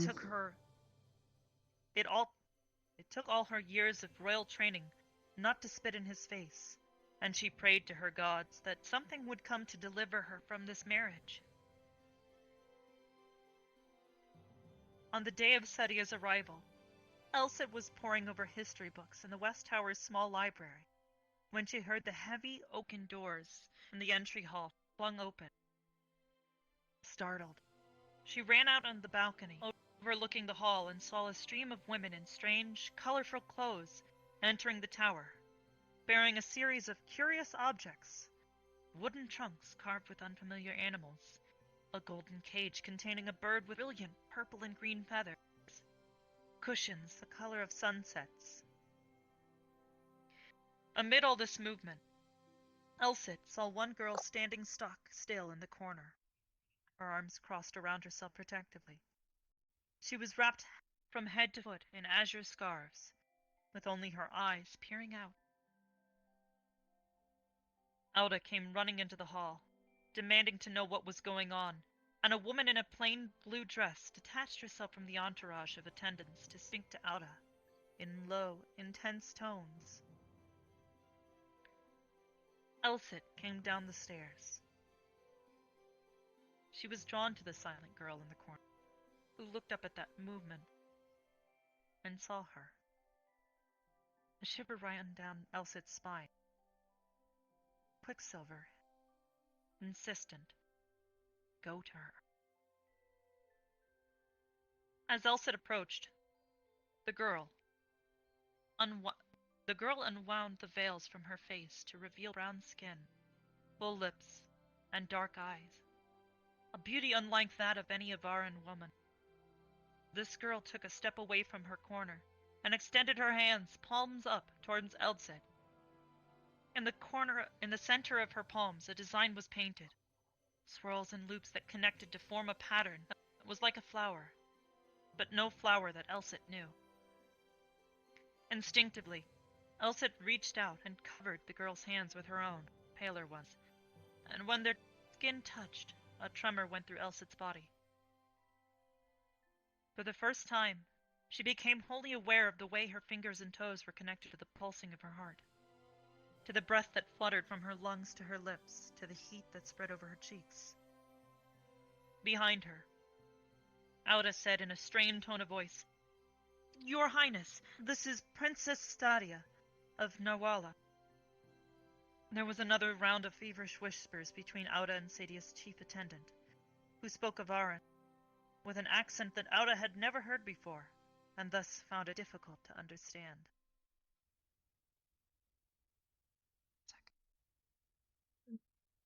Sadia? Elsit said uncertainly.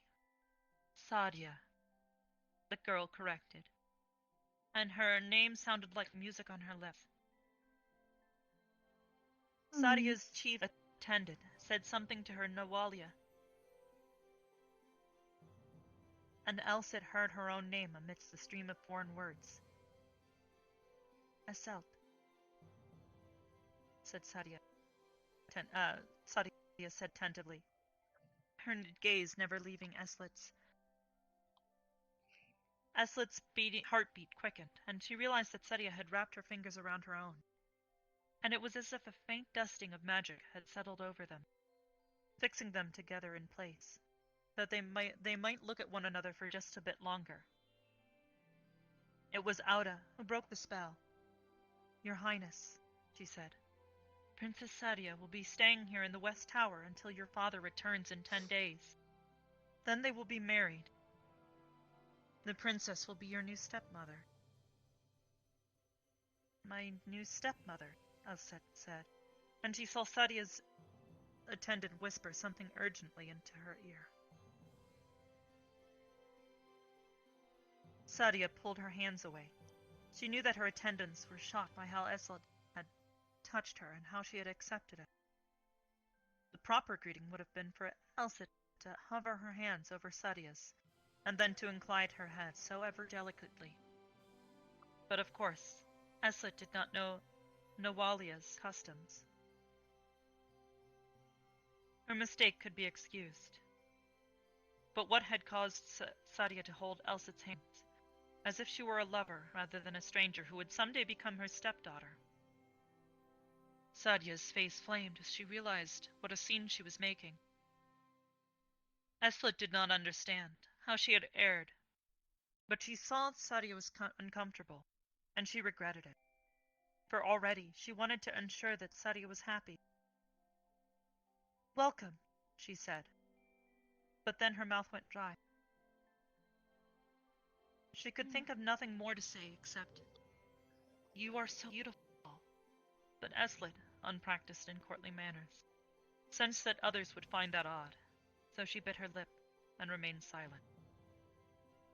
But that was enough, and Sadia smiled, and her face was so exquisitely shining that Eslet was certain that another sun had burned into being right there in the entry hall to the West Tower. From that moment on, Eslet and Sadia were inseparable.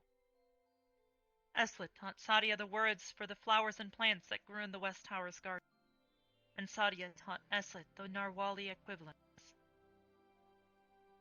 Their progress was remarkably fast, for they spent every waking moment together, exclaiming over the sounds of words and the ways sentences formed when they spoke them to each other.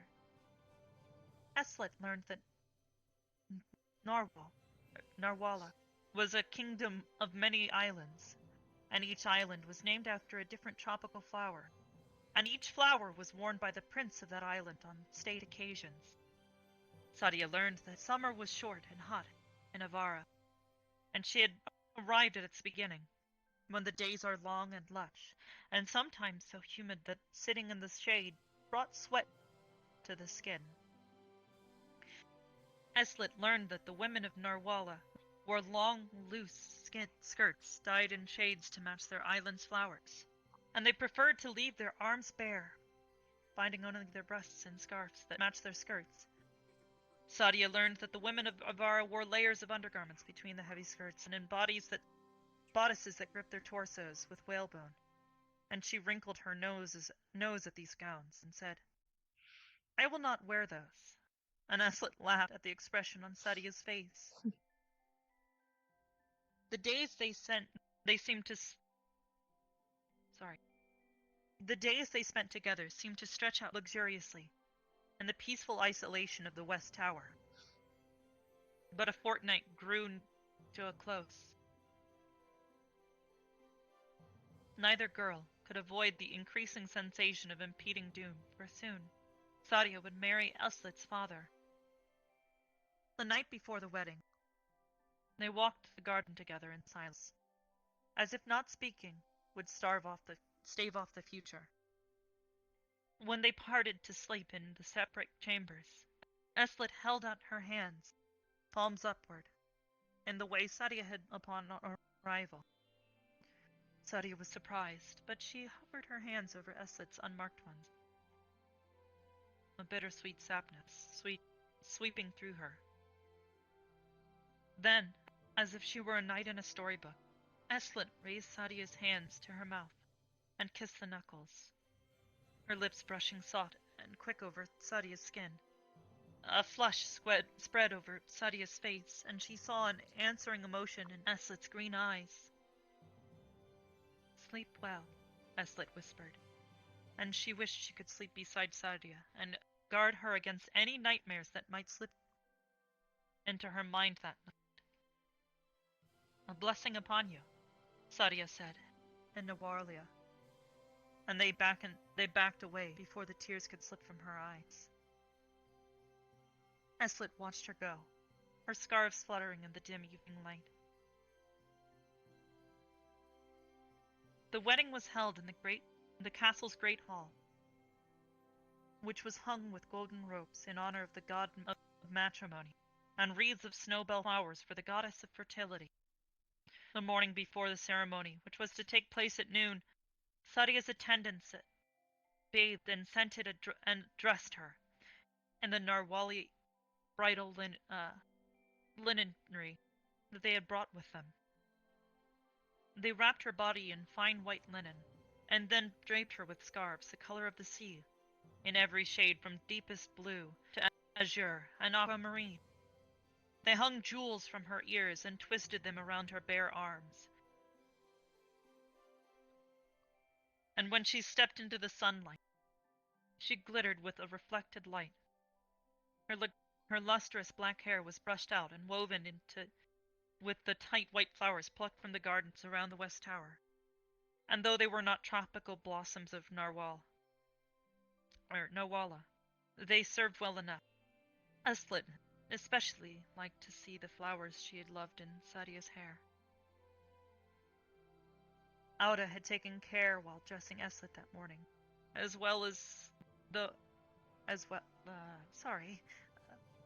You're good. Auda had taken care while dressing Eslet that morning, as well. Though Eslet's gown was much plainer, so that she would not outshine the bride. and so that she would not draw any man's eye. Eslit did not like the way the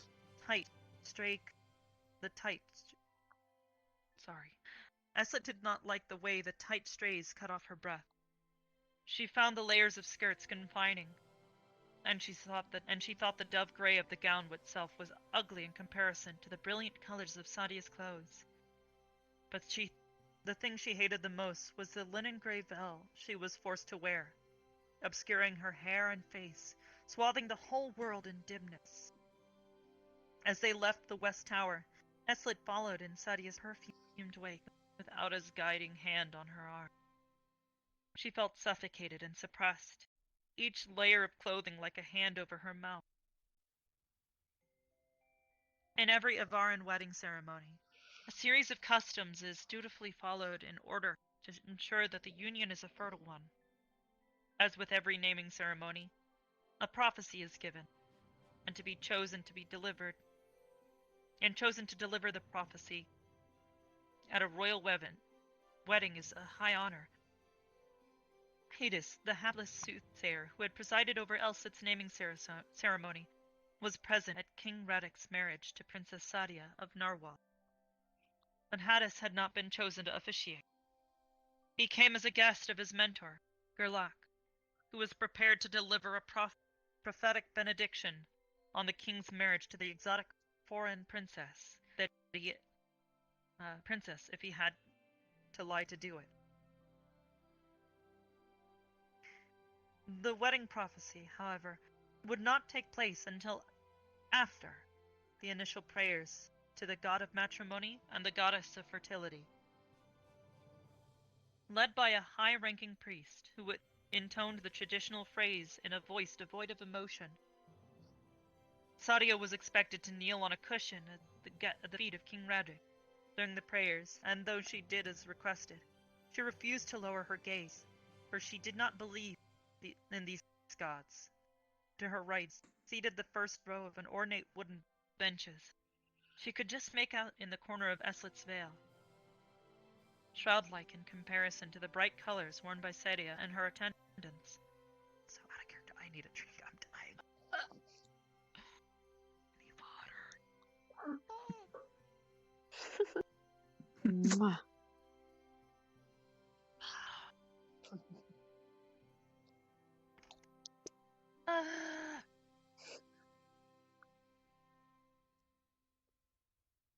Eslit did not need to bow her head, for no one could tell if she had participated in the prayers at all. Instead, she clenched her hands into fists and hid them beneath the voluminous folds of her hot, scratchy gown. A deep ache began to spread in her, from belly to chest to throat, until she felt as though she might choke from it. She heard the priest ending his series of prayers, and she knew that after this would come the ceremony itself, when Sadia's hands would be bound with the golden rope to the king's left wrist, and from that moment on, Sadia would be her stepmother. Elsit watched through the veil as the priest picked up the rope and approached Sadia, still chanting the blessing for matrimony. The rope dangled over Sadia's head like a snake uncoiling to strike. The ache that gripped Elsit hardened. A desperate anger galvanized her. She lurched to her feet and felt Auda's hand reach for hers, but she shook it away. She ripped off her veil and cried, "No, please, no, Sadia, you must not marry him." Eslit lunged for the rope and tore it out of the priest's hands, throwing it behind him onto the stone floor. Sadia stood, astonished and terrified, unhopeful. At first, everyone in the Great Hall was simply too startled to move, for none could remember a time when a royal wedding had been disrupted in such a manner. In that moment of stunned immobility, Eslit took Sadia's hands in hers and pulled her away from the king. Sadia said in Narwalia, "You are mad, my love," and Eslit responded in the same tongue, "I am mad with love." Hades had watched in shock from his seat as Eslet leapt to her feet, jerking away the marriage rope. As she clutched the hands of the foreign bride, Hadis realized that the prophecy he had delivered on Eslet's naming day was coming to pass. He stood up. He was the first in the audience to do so, and said under his breath,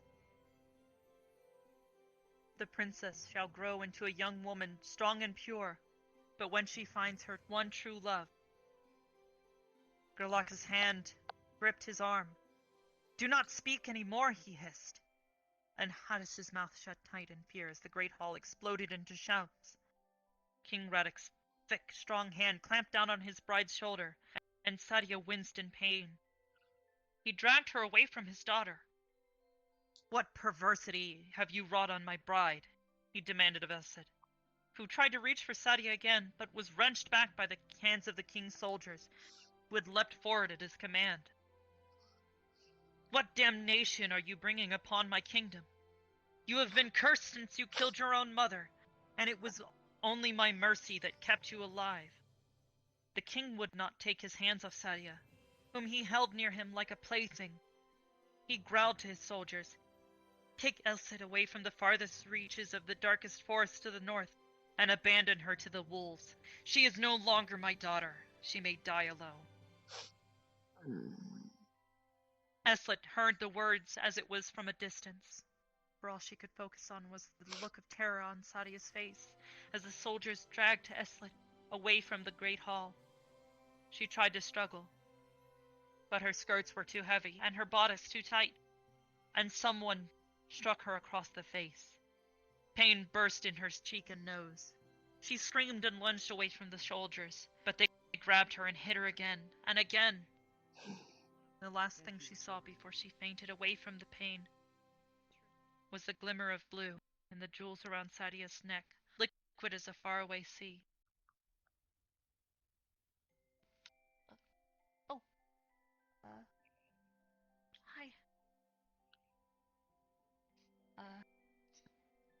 Sorry. Continue.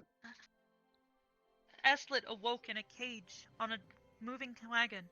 She winced as the wagon jolted over a bump and caused her hip to bang against the wooden floor. Outside the bars, she saw green fields rolling past beneath a clear lake afternoon sky. She was outside the castle. This fact alone overwhelmed her. She had never been outside the castle, and her heart began to race as she sat up, hands gripping the bars. She drank in the unfamiliar landscape, stone walls rising and falling over the fields, solitary trees standing watch in the distance, an occasional farmhouse or barn, with horses grazing nearby. It was almost dark before she realized that a man was riding behind the cage, watching her. A soldier. She shrank away from the bars, and everything that had happened rushed back to her. Sadia and her father's wedding, the marriage rope hanging like a noose above Sadia's head, and her father's word, "May she die alone."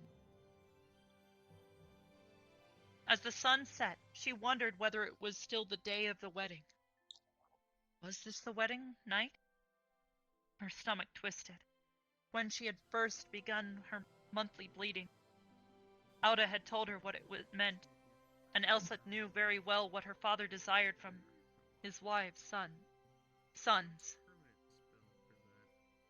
There was a chance that her father had not gone through with the wedding, but the way he had treated Sadia made Elsa doubt that he would give her up.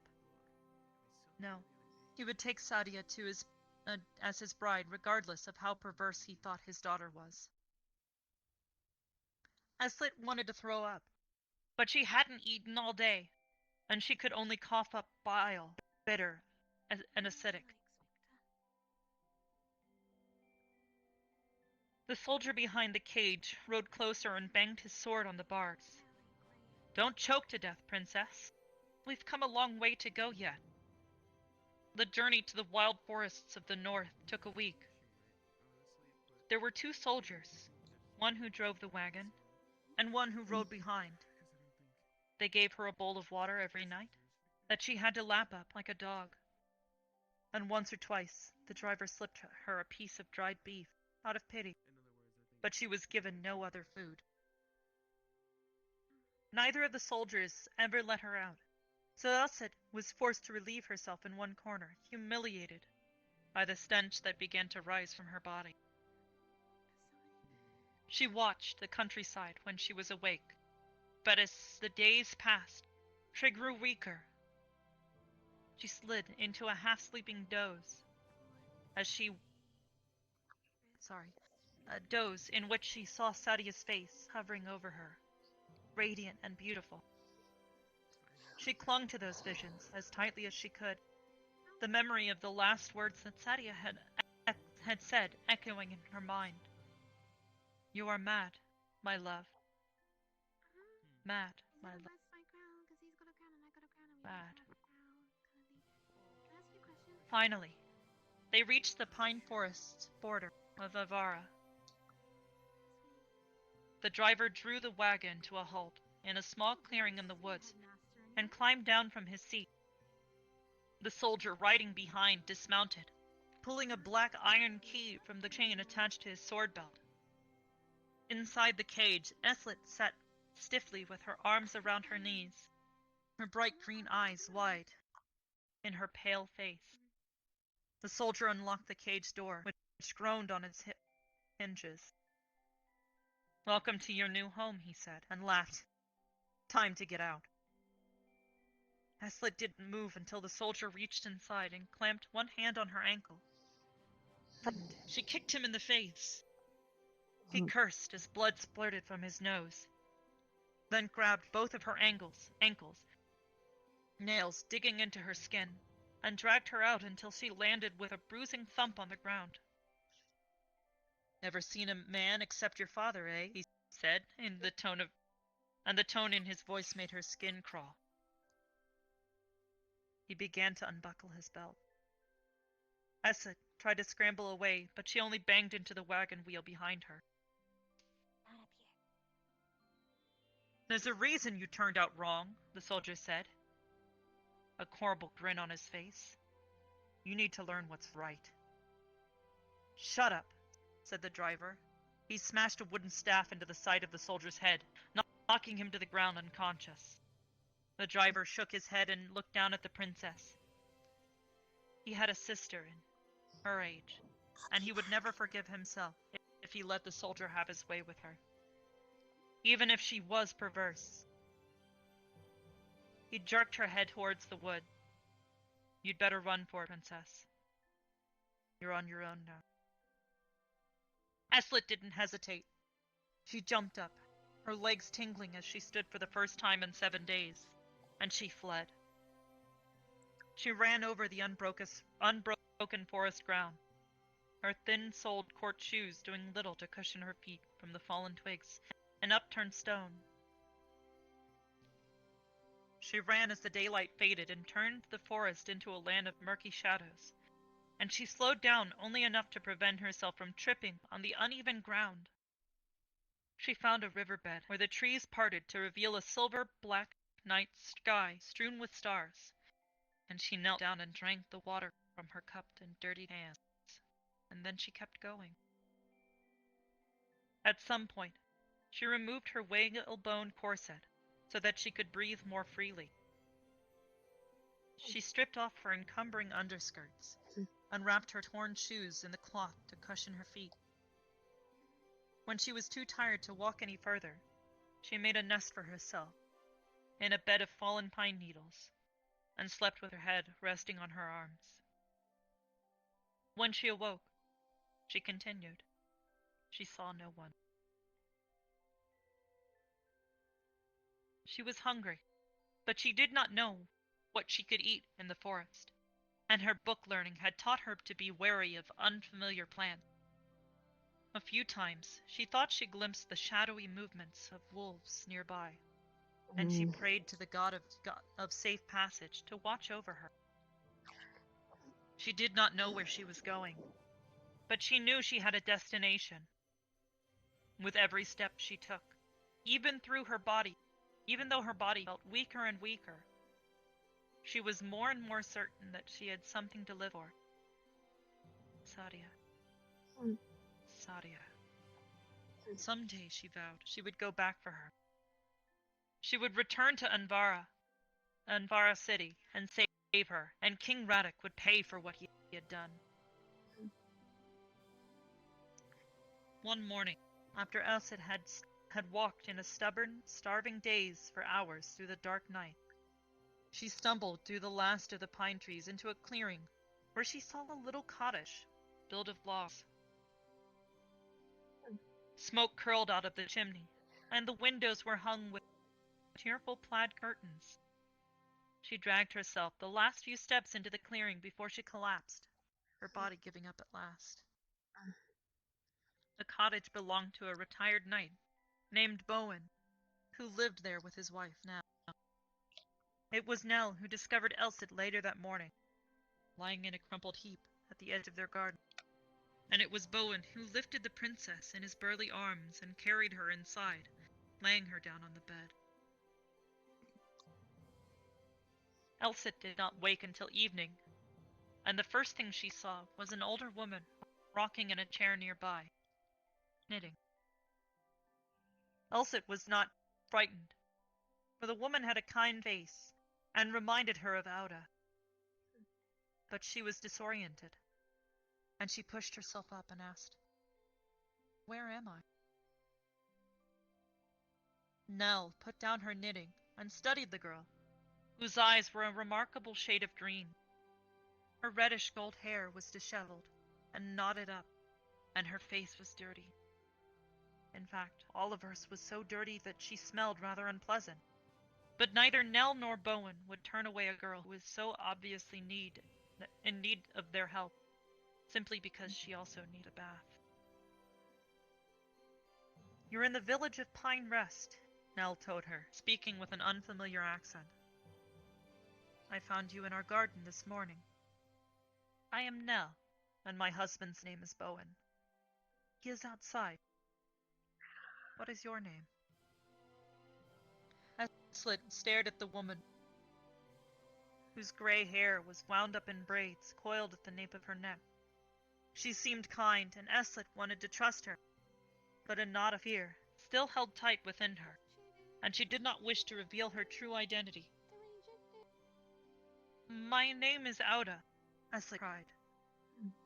She was flushed slightly by her lie.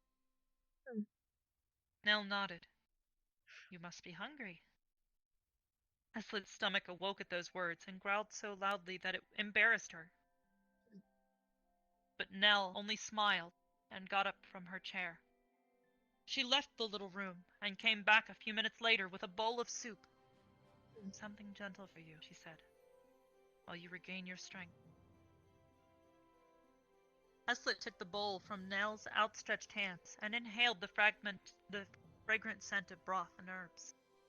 She drank every last delicious drop, and then lay down again in Nell and Bowen's bed and fell asleep instantly, feeling safe at last. In the morning, she met Bowen, who was large and gentle, and had lost all his hair except for the bushy white eyebrows that seemed to speak long sentences on their own. She learned that the village of Pine Rest was just over the border from Anvara, in the neighboring kingdom of Feronia.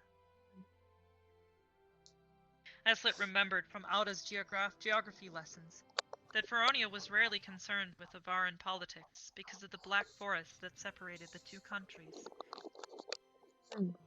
And this Eslit could now attest to personally, having crossed it herself on foot. Bowen had been a knight, serving in the kingdom of Feronia, but after many years of service, he had retired to the village where he had been born. Bowen and Nell's son, Petra, was a swordsmith, whose forge was in Pine Rest, and Petra drew much of his business from Bowen's old knightly acquaintances.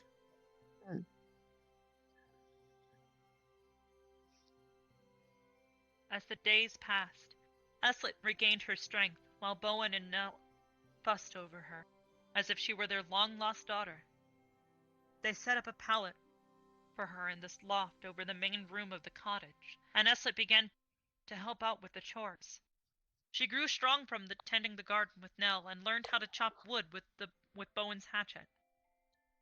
And though she came to know the other villagers and to love Bowen and Nell, she kept her secret. Pine Rest might have been far away from Anvara City, but the news of Princess Elsit's depravity had reached Feronia via traveling minstrels who sang of her tragic lust for the queen. Eslit worried that Bowen and Nell would turn their backs on her in disgust if they knew who she was, so she grew accustomed to being called out. And she swallowed her own feelings of shame and sorrow. Every night before she slept, she whispered Sadia's name to herself so that she might never forget how to pronounce it. She spoke with Petra, who had traveled to Anvara because of his skill as a swordsmith, and began to plot her own return journey. She laid aside a store of food, stealing as little as she could. From the old trunks in the loft where she slept, she discovered a cloak that was moth-eaten, but could still keep her warm at night. She felt guilty for taking these things from Nell and Bowen, but she promised herself she would return one day and pay them back if she could. She did not let herself think of where she and Sadia might go. Was there a place in this world that would have them? She did not know, and it was easier to accept the emptiness of not knowing than to face the fact that she might rescue Sadia and still fail in giving her a happy life. One morning, she awoke, and her body felt ready. She was strong and healthy again, and she had finally stocked enough provisions to last for the several weeks' journey to Anvara. But when she went outside to pump water as usual, snow was falling from the sky. She stood on the doorstep in shock as white flakes tumbled down, thick and fast, from iron gray clouds. How had the summer passed so quickly? She hoped that the snowfall was an early anomaly and that it would only delay her journey by a day or two. But the snow continued to fall, and it stuck to the ground, and the air became colder and colder until, weeks later, Eslet had to admit that the winter had come early and hard, and she would not be able to journey to Anvara until spring. It was Nell who found her, weeping silently at the woodpile, her tears turning into ice crystals on her cheek. "My dear," Nell said, "whatever is the matter? Come inside and be warm." That night, exhausted from her subterfuge, Eslet told her the truth. "I am Eslet," she said. Speaking her own name out loud broke a dam inside her, and she sobbed. Nell gathered her into her arms and stroked her hair and rocked her back and forth as if she were a baby. "I am Eslet," she said, again and again. When at last her tears were spent, she told them of growing up in the West Tower and the unexpected joy that she had felt when she first met Sadia, and the anguish of being forced apart. She told them of her plan to rescue Sadia, and finally, her voice diminished to a tentative whisper, she said, I will leave you if you will not have me here any longer. You have been so kind to me, and I have only defiled your house." Bowen had sat silently in the corner as Eslet confessed her truth, but as Nell's hands stilled on Eslet's hair, he said, "It's never a crime to love someone." Eslet looked at him in surprise. Anger darkened Bowen's face. "The king of Anvara is a bastard. In the spring you shall ride to Anvara City and save your true love, and we will help you." But why? Eslet asked. Nell had drawn back a little, and Eslet saw the tears streak down Nell's face as well. She shook her head. "My dear, we love you like a daughter. That is why." As Eslet looked from Nell to Bowen, she felt as if her heart might overflow with gratitude and love for them. "I have never felt like anyone's daughter," she said, "but I will do my best to make you proud." All winter, Eslet trained with Bowen. "You will need to learn to fight," he said to her, "for the king will not give up his wife without battle." Bowen took down the old tools of his trade. Bowen took down the old tools of his trade from the attic. His broadsword, which was so big that Elset had to carry it with 2 hands, and his armor, which was now darkened with rust. During the days, he forced her to run through snowdrifts with the sword strapped to her back, until sweat streamed down her face. At night, she helped him polish the armor until it gleamed. It was too large for her, but Bowen said that Petra could adjust it to her size. And so, she began to visit Petra at the forge, where she visited various pieces of steel, where she fitted various pieces of steel to her, muttering under his breath about fashioning a special breastplate. Eslet could not understand why Petra was willing to do this for her. She knew that he knew who she was now, for he called her Eslet instead of Ada. She thought perhaps he was simply his father's son, and he would not speak out against anyone his father loved. It wasn't until well past midwinter when she noticed the way Petra spoke to the blacksmith who shared the forge with him, Marcus, a broad-shouldered, black-bearded man who sometimes came to supper at Nell and Bowen's home.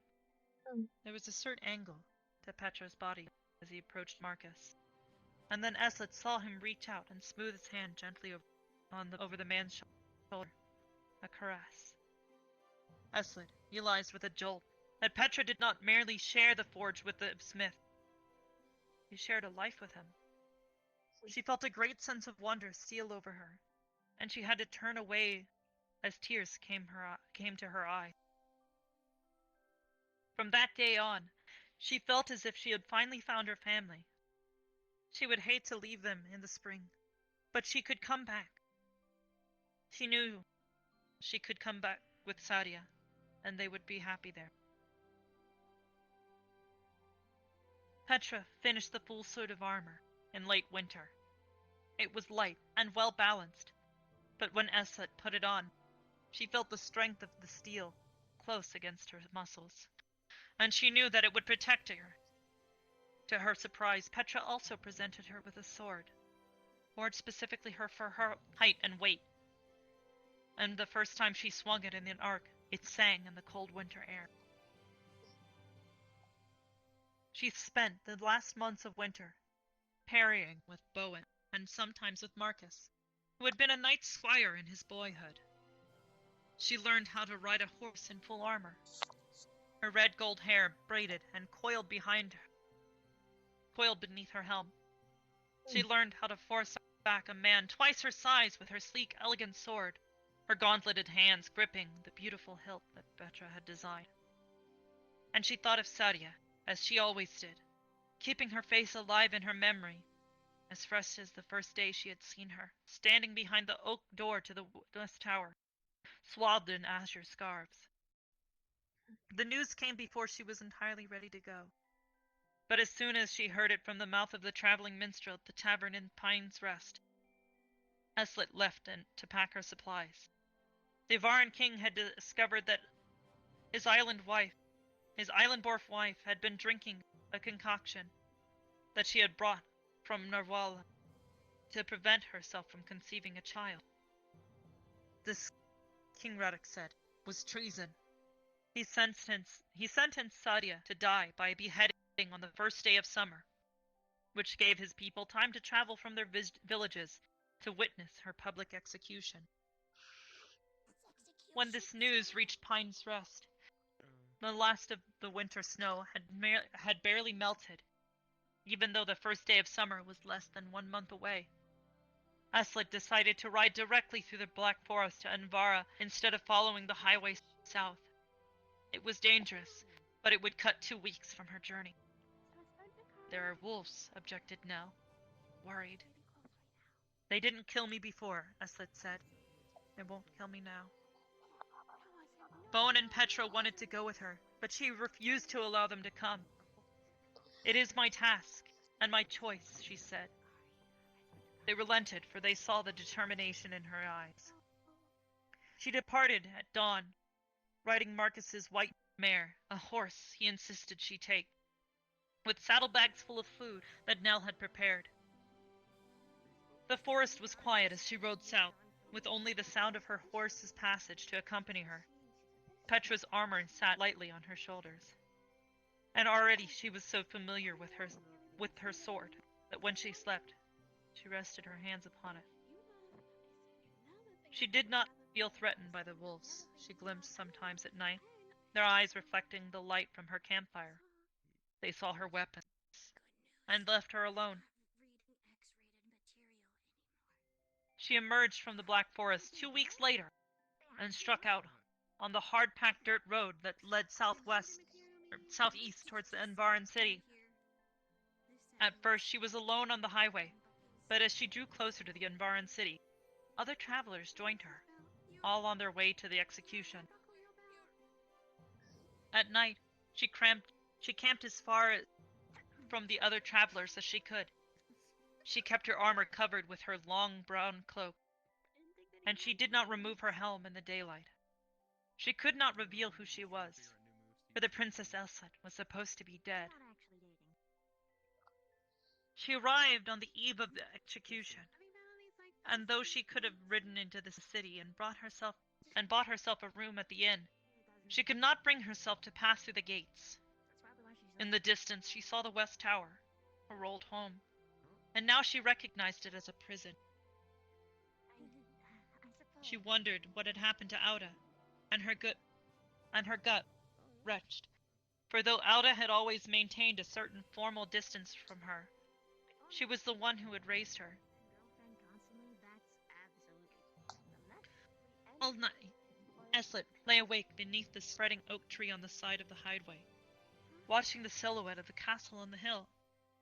When dawn broke, Eslet was already mounted on her horse and waiting outside the city gates. Hundreds of other people surged around her, eager to view the death of the traitorous foreign queen. Their jubilation made Eslet sick with rage, and her fingers trembled as she curled them into fists at her thighs. A stage had been erected on the northern edge of the central square, and on that stage the executioner's block was awaiting. Eslet rode into the square, surrounded by the crowd and unnoticed by the soldiers who stood guard at their perimeter. She found a place near the stage, behind a fountain that shot cool water up into the warm summer morning. The scent of snowbell blossoms hung thick in the air, sweet and cloying. The people in the square chattered about the coming event, and Eslet paid no attention to them. Her entire body was tense and alert, her heart beating a war drum in her chest. She could sense Sadia approaching, as if they were connected, flesh and bone drawn together. And when the murmur of the crowd crescendoed, she looked to the north and saw the king riding into the square on a black stallion. It was flanked by the soldiers and followed by a wagon with a cage strapped onto it. Sorry, I'm really into the story. Cage that Eslet herself had been locked into. Within the cage, Sadia was seated with her hands bound behind her back. The crowd exclaimed at its first glimpse in her hair loose and tangled, a rough sackcloth dress draped over her body, her face bruised but defiant. Eslet felt as though an arrow had torn into her belly. She had sucked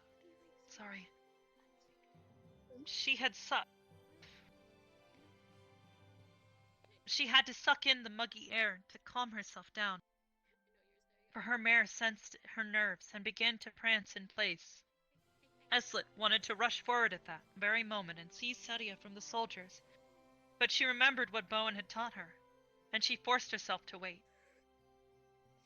She waited as the executioner mounted the stage, his black cowl hiding his face from the crowd, the sun glinting on the blade of his axe. She waited as the king, resplendent in purple robes, joined the executioner. She waited as the cage door was unlocked and Sadia was pulled out, barefoot onto the cobblestone of the square. She waited as Sadia was hauled onto the stage by 2 soldiers who bent her arms back at an angle that made Eslet wince to see it. She waited until the king said, "For betraying me, and by extension your people. For dishonoring me, and by extension your people. For murdering before birth my very own children and heirs. For all this, you are sentenced to death." Then, and only then, Eslet threw off her cloak. Her armor shone silver bright in the sun, and her white horse leapt through the crowd that parted before her, their mouths agape in excitement. Everyone on the stage turned to see a knight riding towards them, sword raised in the air. To the margins of the square, the king's soldiers raised their bows and shot, their arrows flying towards the rider. Eslet felt an arrow slam against her back, but Petra's armor held. Then, she was at the edge of the stage, and the archers had to stop shooting, because the soldiers were in their line of sight. She pulled herself onto the stage and met the first soldier with her sword raised.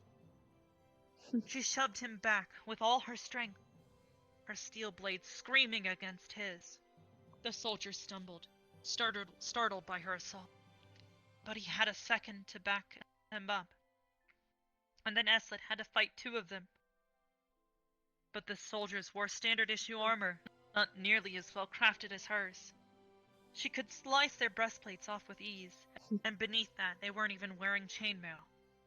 No one had expected an attack at the queen's execution. Eslet disarmed one and slashed open his side. He yelped and fell off the stage into the crowd. The other came at her with his broadsword, but she used the momentum against him and flipped him onto his back, knocking his weapon out of his hands and tipping the point against her sword against his throat. His eyes bulged up at her, and for an instant she hesitated. Was she going to kill a man?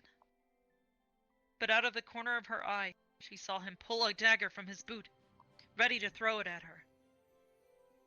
Before his weapon left her hand, she cut his throat.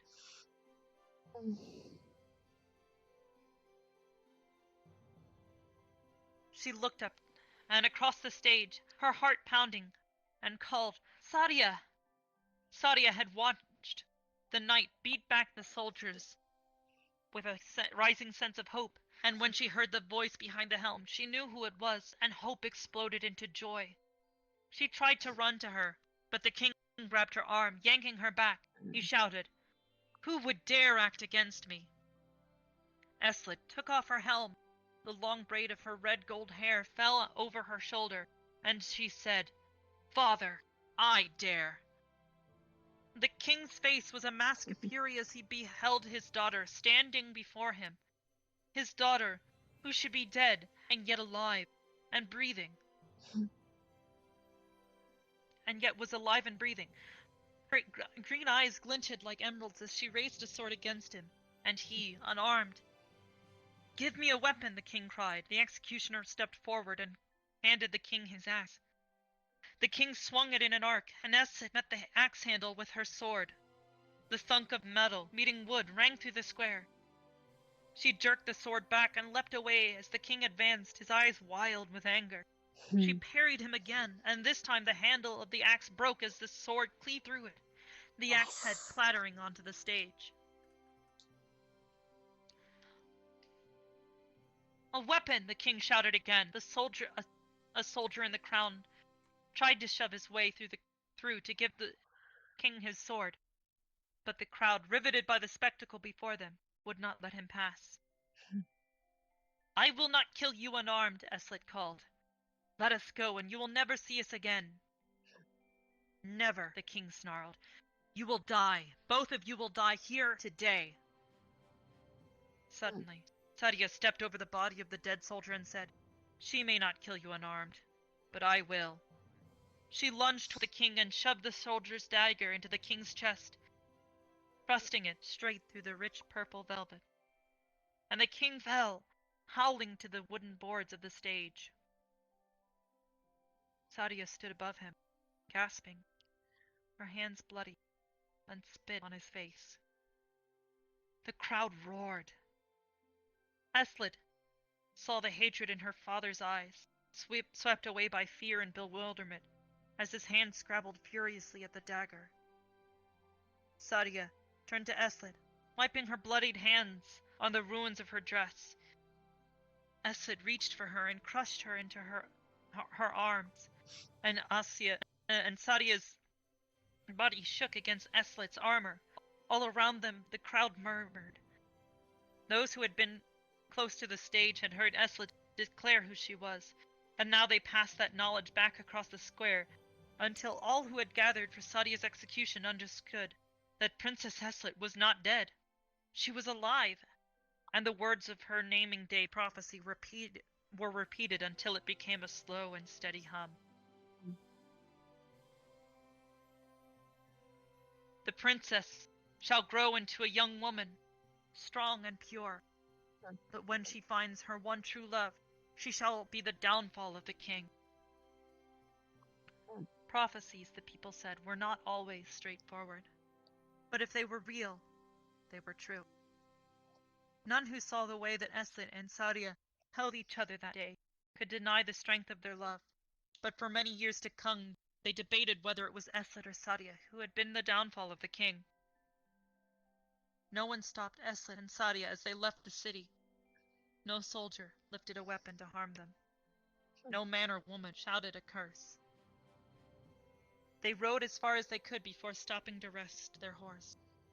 They found a sweet little spring bubbling out of a rocky cleft in a hill near the road and dismounted to allow the mare to drink. Then Eslit took off her armor and Sadia peeled off her soiled dress, and they waded into the water and scrubbed the dried blood and sweat and dirt from their skin. And when they emerged from the spring, naked and wet, in the warm evening air, they saw each other as if for the first time. One woman dark and slender, one woman fair and muscular. Thank you for the follow, guys. It's not a follow.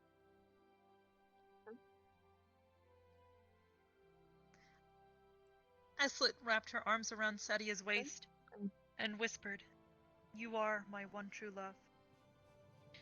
Her fingers found the hollow of Sadia's lower back, her spine like a string of jewels, and she leaned in, pausing to remember this always, and kissed her.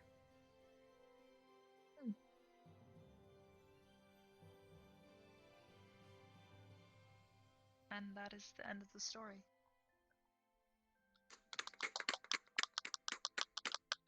That was great. That was wonderful. Wasn't exactly sure what to expect, but What was it thought called? it'd be nice. It was just called One True Love. It's really good. You're a very good storyteller. Mm-hmm. It's very entertaining.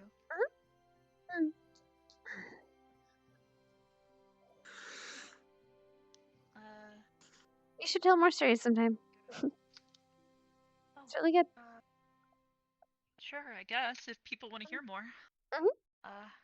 I enjoyed In the that. meantime, I should probably go put this back.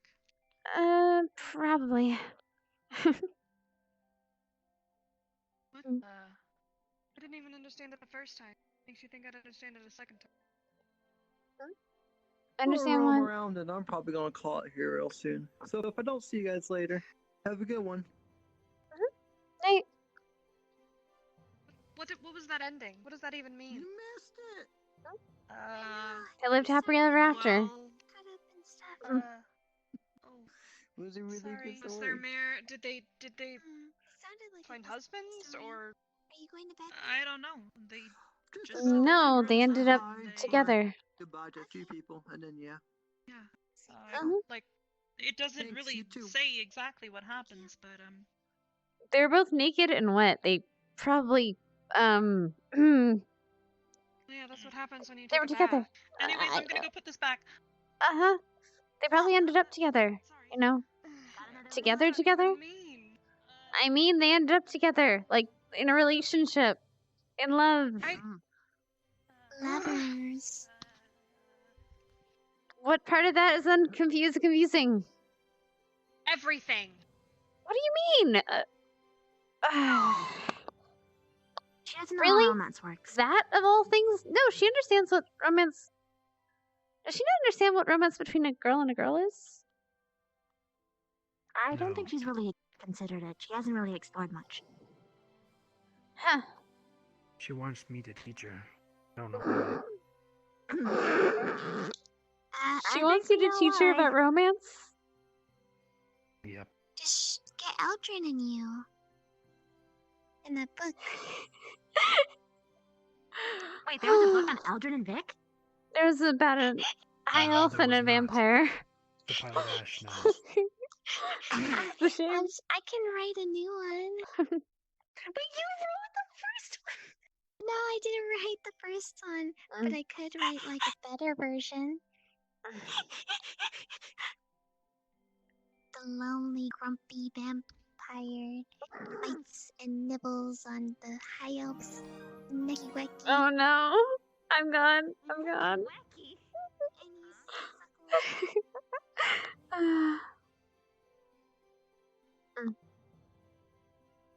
Give me 1 second, guys. Oh, what the fuck?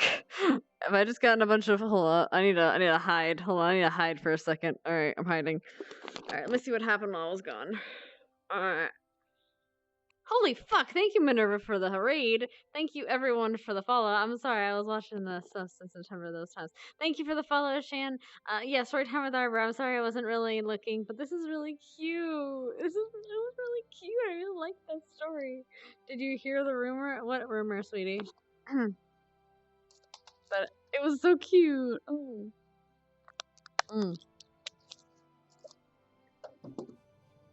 I love Arbor. She's wonderful. Nibbles? What? Nibbles? Oh yeah. Don't worry about it. Esme is just wonderful.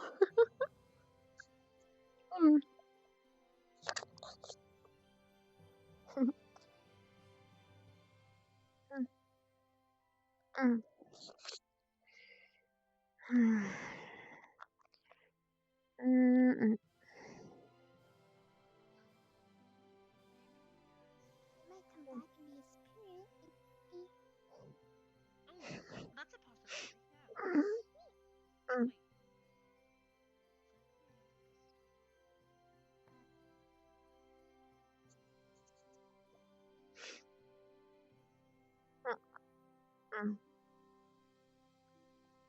Hi, Anna.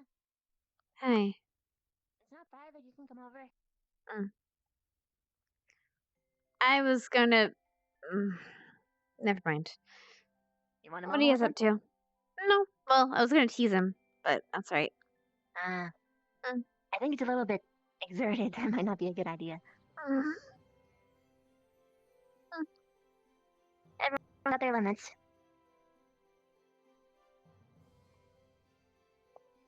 I'm just making sure he's okay. I'm curious. When she says romance, does she mean like the emotional side of it, or like the Melanie? physical side? Yeah. She seems to be opposite on both. We should get her From some what she's smudge. saying She anyway. understands mating, but she doesn't understand the emotion. Oh. I'm trying to teach her that it is a weakness, a liability. Hi, Melanie. Bye, Melanie. Try to be friendly. She's not the friendly type. Yeah. I don't know if it's a weakness per se. I can understand you saying it's a liability, though.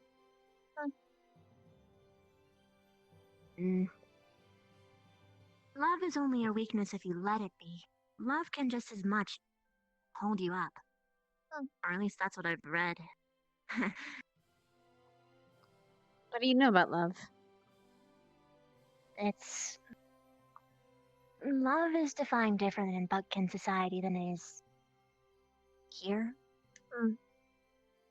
It's more about protecting one another even if the others might not even realize what exactly you're doing. Because Bugkin society, when it comes to, well, keeping the species alive. Hmm. It's all about making sure that people with the best traits, the best survivability, the best skills, pass on their genes. In But love theory, sometimes doesn't really acknowledge that sometimes, so you protect them, in theory, even from themselves. in theory, something similar is in human culture, but not as frequent anymore. That's unfortunate. Unfortunate? What do you mean?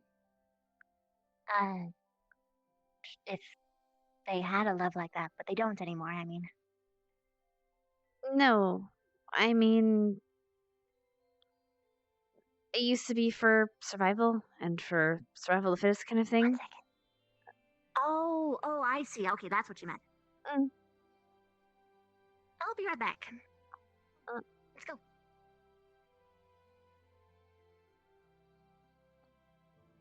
Guard your Nicky Wicky. Hi. What? Nikki Wicky? Nothing. We should give Victor a nickname. Why are you picking on Victor? He doesn't do anything. I'm not. Doesn't he already have a nickname from Professor Willow? Oh yeah, Von Doom, was it? Yeah, that's right, Von Doom. Sounds kind of like a cool Hey, at name. least he hasn't been here. At least he hasn't been here. we He's should good. give He doesn't call me Nathaniel Beaker. He's just calling me Busy Buddy. It's not supposed to be a real name. Kind of like how he calls me Pinky. Yeah, but that's different. That's a cute name. He calls me Beaker and him Von Doom. Von Doom sounds kind of like a cool name. Look at his little pokey teeth. I don't want to be anywhere near his little pokey teeth, thanks. No offense. You're lucky I'm exhausted. Actually, do you even...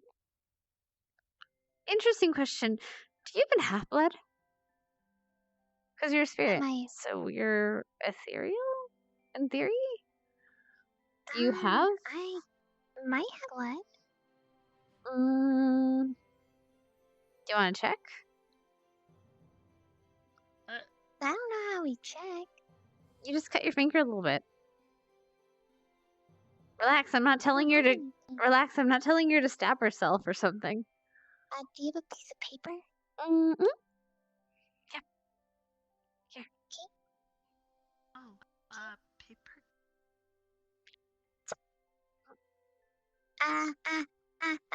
There's blood. There's blood. Okay, there's blood. okay. There's blood. Relax. That works too. Oh. Sorry, right. Is it gone? You're fine. Sorry, didn't realize. Why is he so far away? He's a vampire. What does that have to do with it? Vampires drink blood. So that's kind of a snack. Yeah.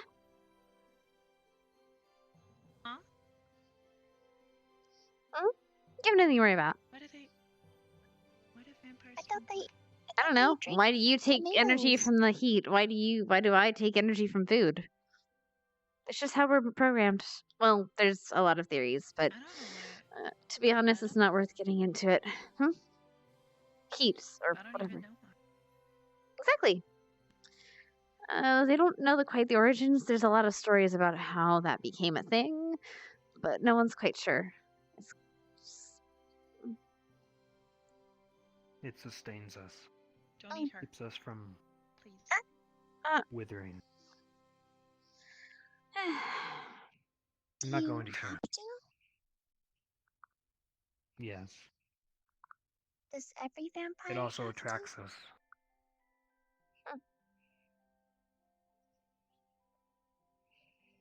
Do all You can vampires smell it from really drink blood? Or they have to? Yep. Oh. Some It's in sustain our themselves. nature. Some sustain themselves off animal blood. It depends. Animal blood is far weaker, though. We need a lot of it. That's why most vampires feed off of humanoids. That's kind of scary.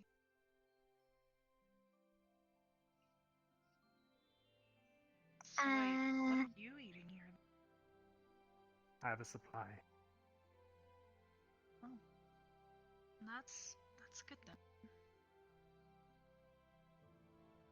When I run out, I will leave. I've got a mission. Oh.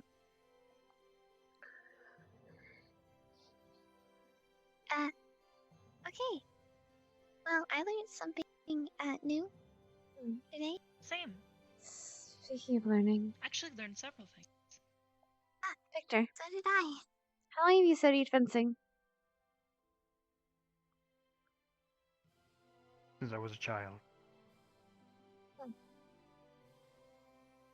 I'd like to train with you. 18 years. Would like to train. Yes. Maybe not now, but eventually, yeah.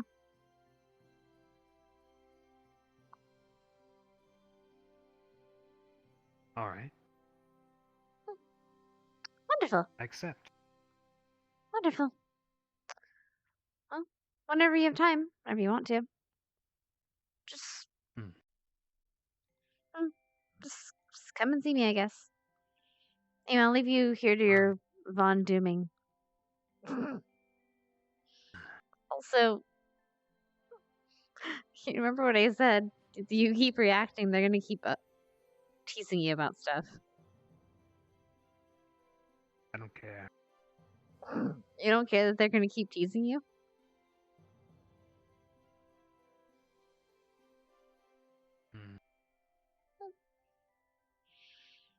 Up to you, I guess. Anyway, see ya.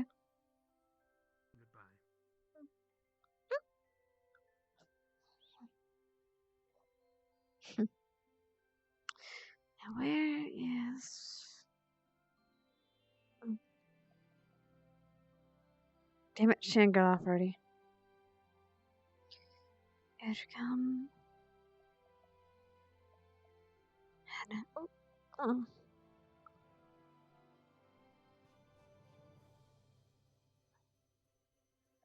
Here come... Ik neer. Here come...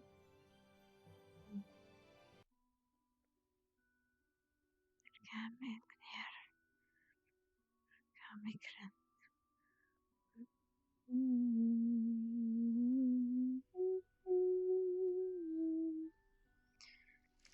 Heart is better than you now. Probably you now. He's saying something was wrong that I. He said, make it better. Not to it's further. Something så fåglar kan du få berätta mig så berätta från det allra värsta minsta min största sega mega hågar från det mega sågar ifrån början i så värdelöst ut kan de få berätta mig vår berätta från det allra värsta minsta min största den höga hagar din leda sågar ifrån början i så värdelöst slut lustig med och glad är jag den goda fader kan nästan minsta så tänker mig det sover hasta stilla vakna glada i dina kläder stimmingen gröna hällde dukar nära så det allra värsta minsta min största lika hårt stilla vakna glada man vakna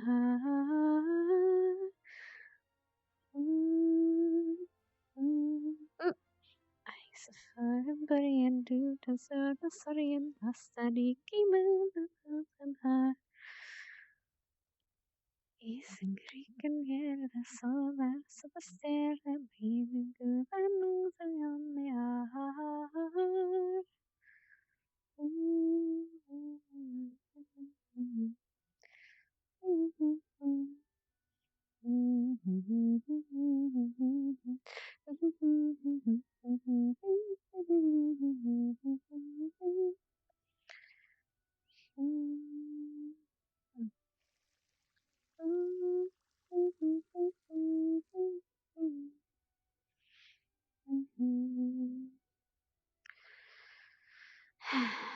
Let's go the scenic route.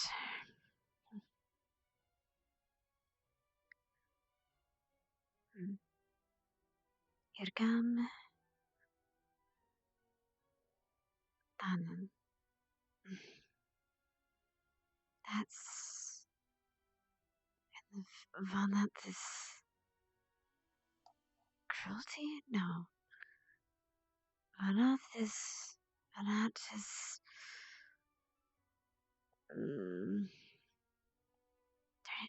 I'll have to review my notes. Note is night.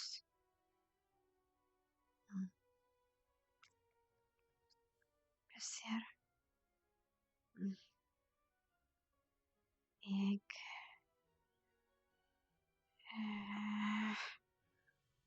No, it's. Guess everyone's gone to bed. It's getting dark.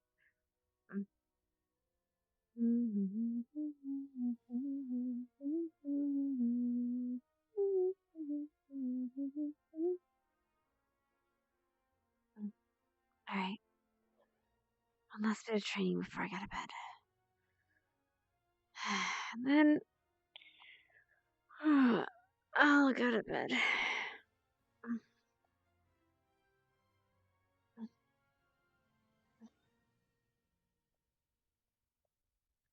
Sup.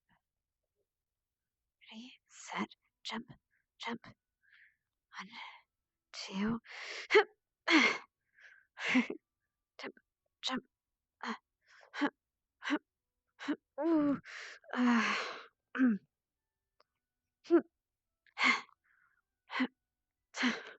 Turn, go, go. 1, 2.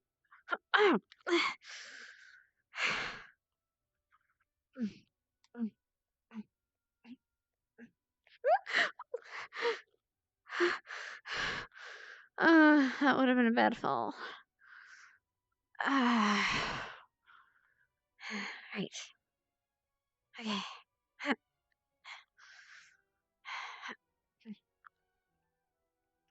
let's go back. 1, 2. Good.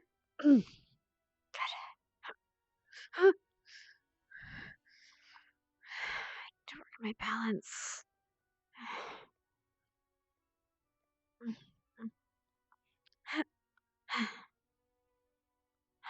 And slide. Yes.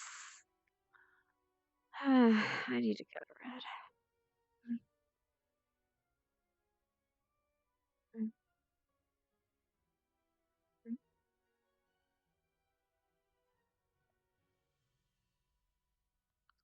Hi, Hannah. You alright? Yep. You seem. Are you just relaxing? Or are you waiting for someone? Yes. I can't think of a pun. I'm just relaxing. It's alright. And thirsting for my energy. Here we go.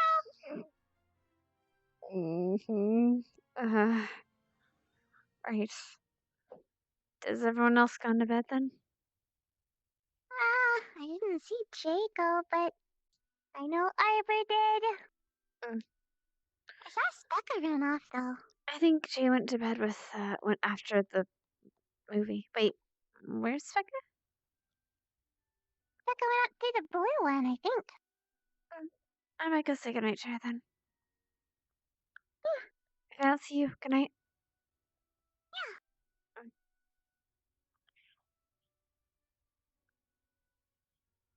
That's wrong. Ooh.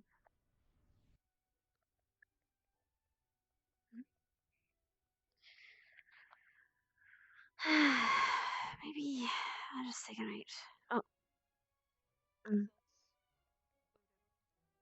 Never mind.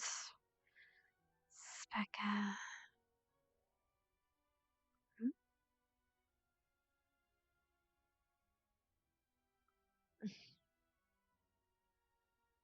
Mm.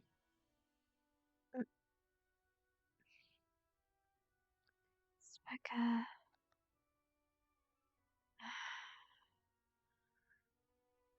I guess she's just gone to sleep for the day. I don't need the senior group tonight.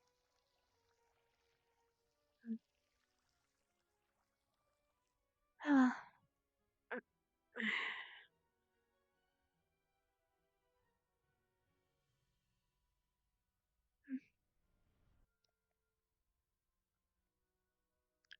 She might have gone that way, but I found Melanie and Vivina, so never mind. I'm gonna check the beach.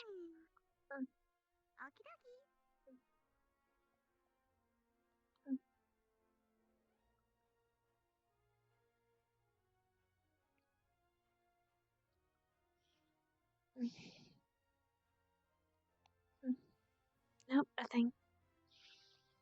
Oh.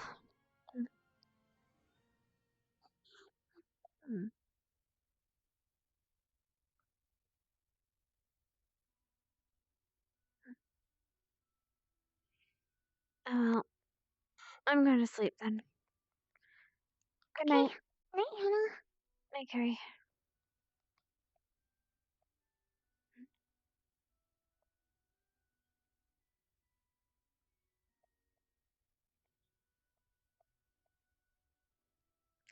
And bedtime.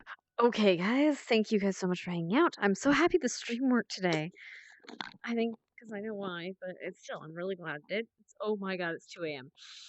Ahem. Sorry, what is it? Nibble say what? It's been snooping. Is he the dorms to make sure all your belongings accounted for? Did you finally get your setup working? Sort of, but has Hannah ever felt love? I mean, not really. She's too young. She hasn't really cared about that. She might have felt like crushes, schoolgirl crushes and stuff, but I don't think she's actually ever felt love. Snooping in the girls' dorms? Oh, fucking hell. I might ask him when he took them because she doesn't leave her stuff really except for like clothes, and maybe her weapon. So I don't know. We'll see. Shan was ill and had to go. Oh, okay. Thank you for the singing, sweetie. You wanted to know the rumor? Yeah, sure. Oh, has been a snooping. Oh, okay, that's why. Thank you. Appreciate it, June. Let's see. So yes, it didn't crash. Yes. Well, this is unfortunately, I didn't. It's not. I'm at a different place, right now, so I think I know why. Then I think I know it's around it. I think it's literally my computer is heating up too quickly. Oh God, what am I doing there? My computer is heating up and it's overheating and that's why it's crashing. So I need to either get it better ventilation. Right now it's well ventilated and I need to get it a better fan so I can actually do that. 1 minute, where's the dog? Oh, my dog. The dog is sleeping in my room. Precious boy. Anyway, and also the internet's a lot better here where I am. Of course, I'm only gonna be staying here for a week, so unfortunately, it's not gonna be here forever. But we'll deal with what we can. In the meanwhile, but hopefully I'll be streaming this week then because of this little setup we got here. Right now, though, I have to go eat food because I am starving. Minerva was alerted by the headmaster. Oof. All right, I'm gonna give you guys to Christy because she's amazing. So let's see. Let's raid this girl, Miss underscore universe. Because she is my universe. Mwah. All right, guys, go hang out with her. Give her all the loves. Thank you so much for hanging out, and I will see you guys probably Monday. Love you. And let this thing do the thing and do the thing. I'm probably just gonna go and do. I'm probably gonna go play some M&D rolls with her later. All right, see you, darlings. Bye. Oh, sweet Jesus, I'm tired.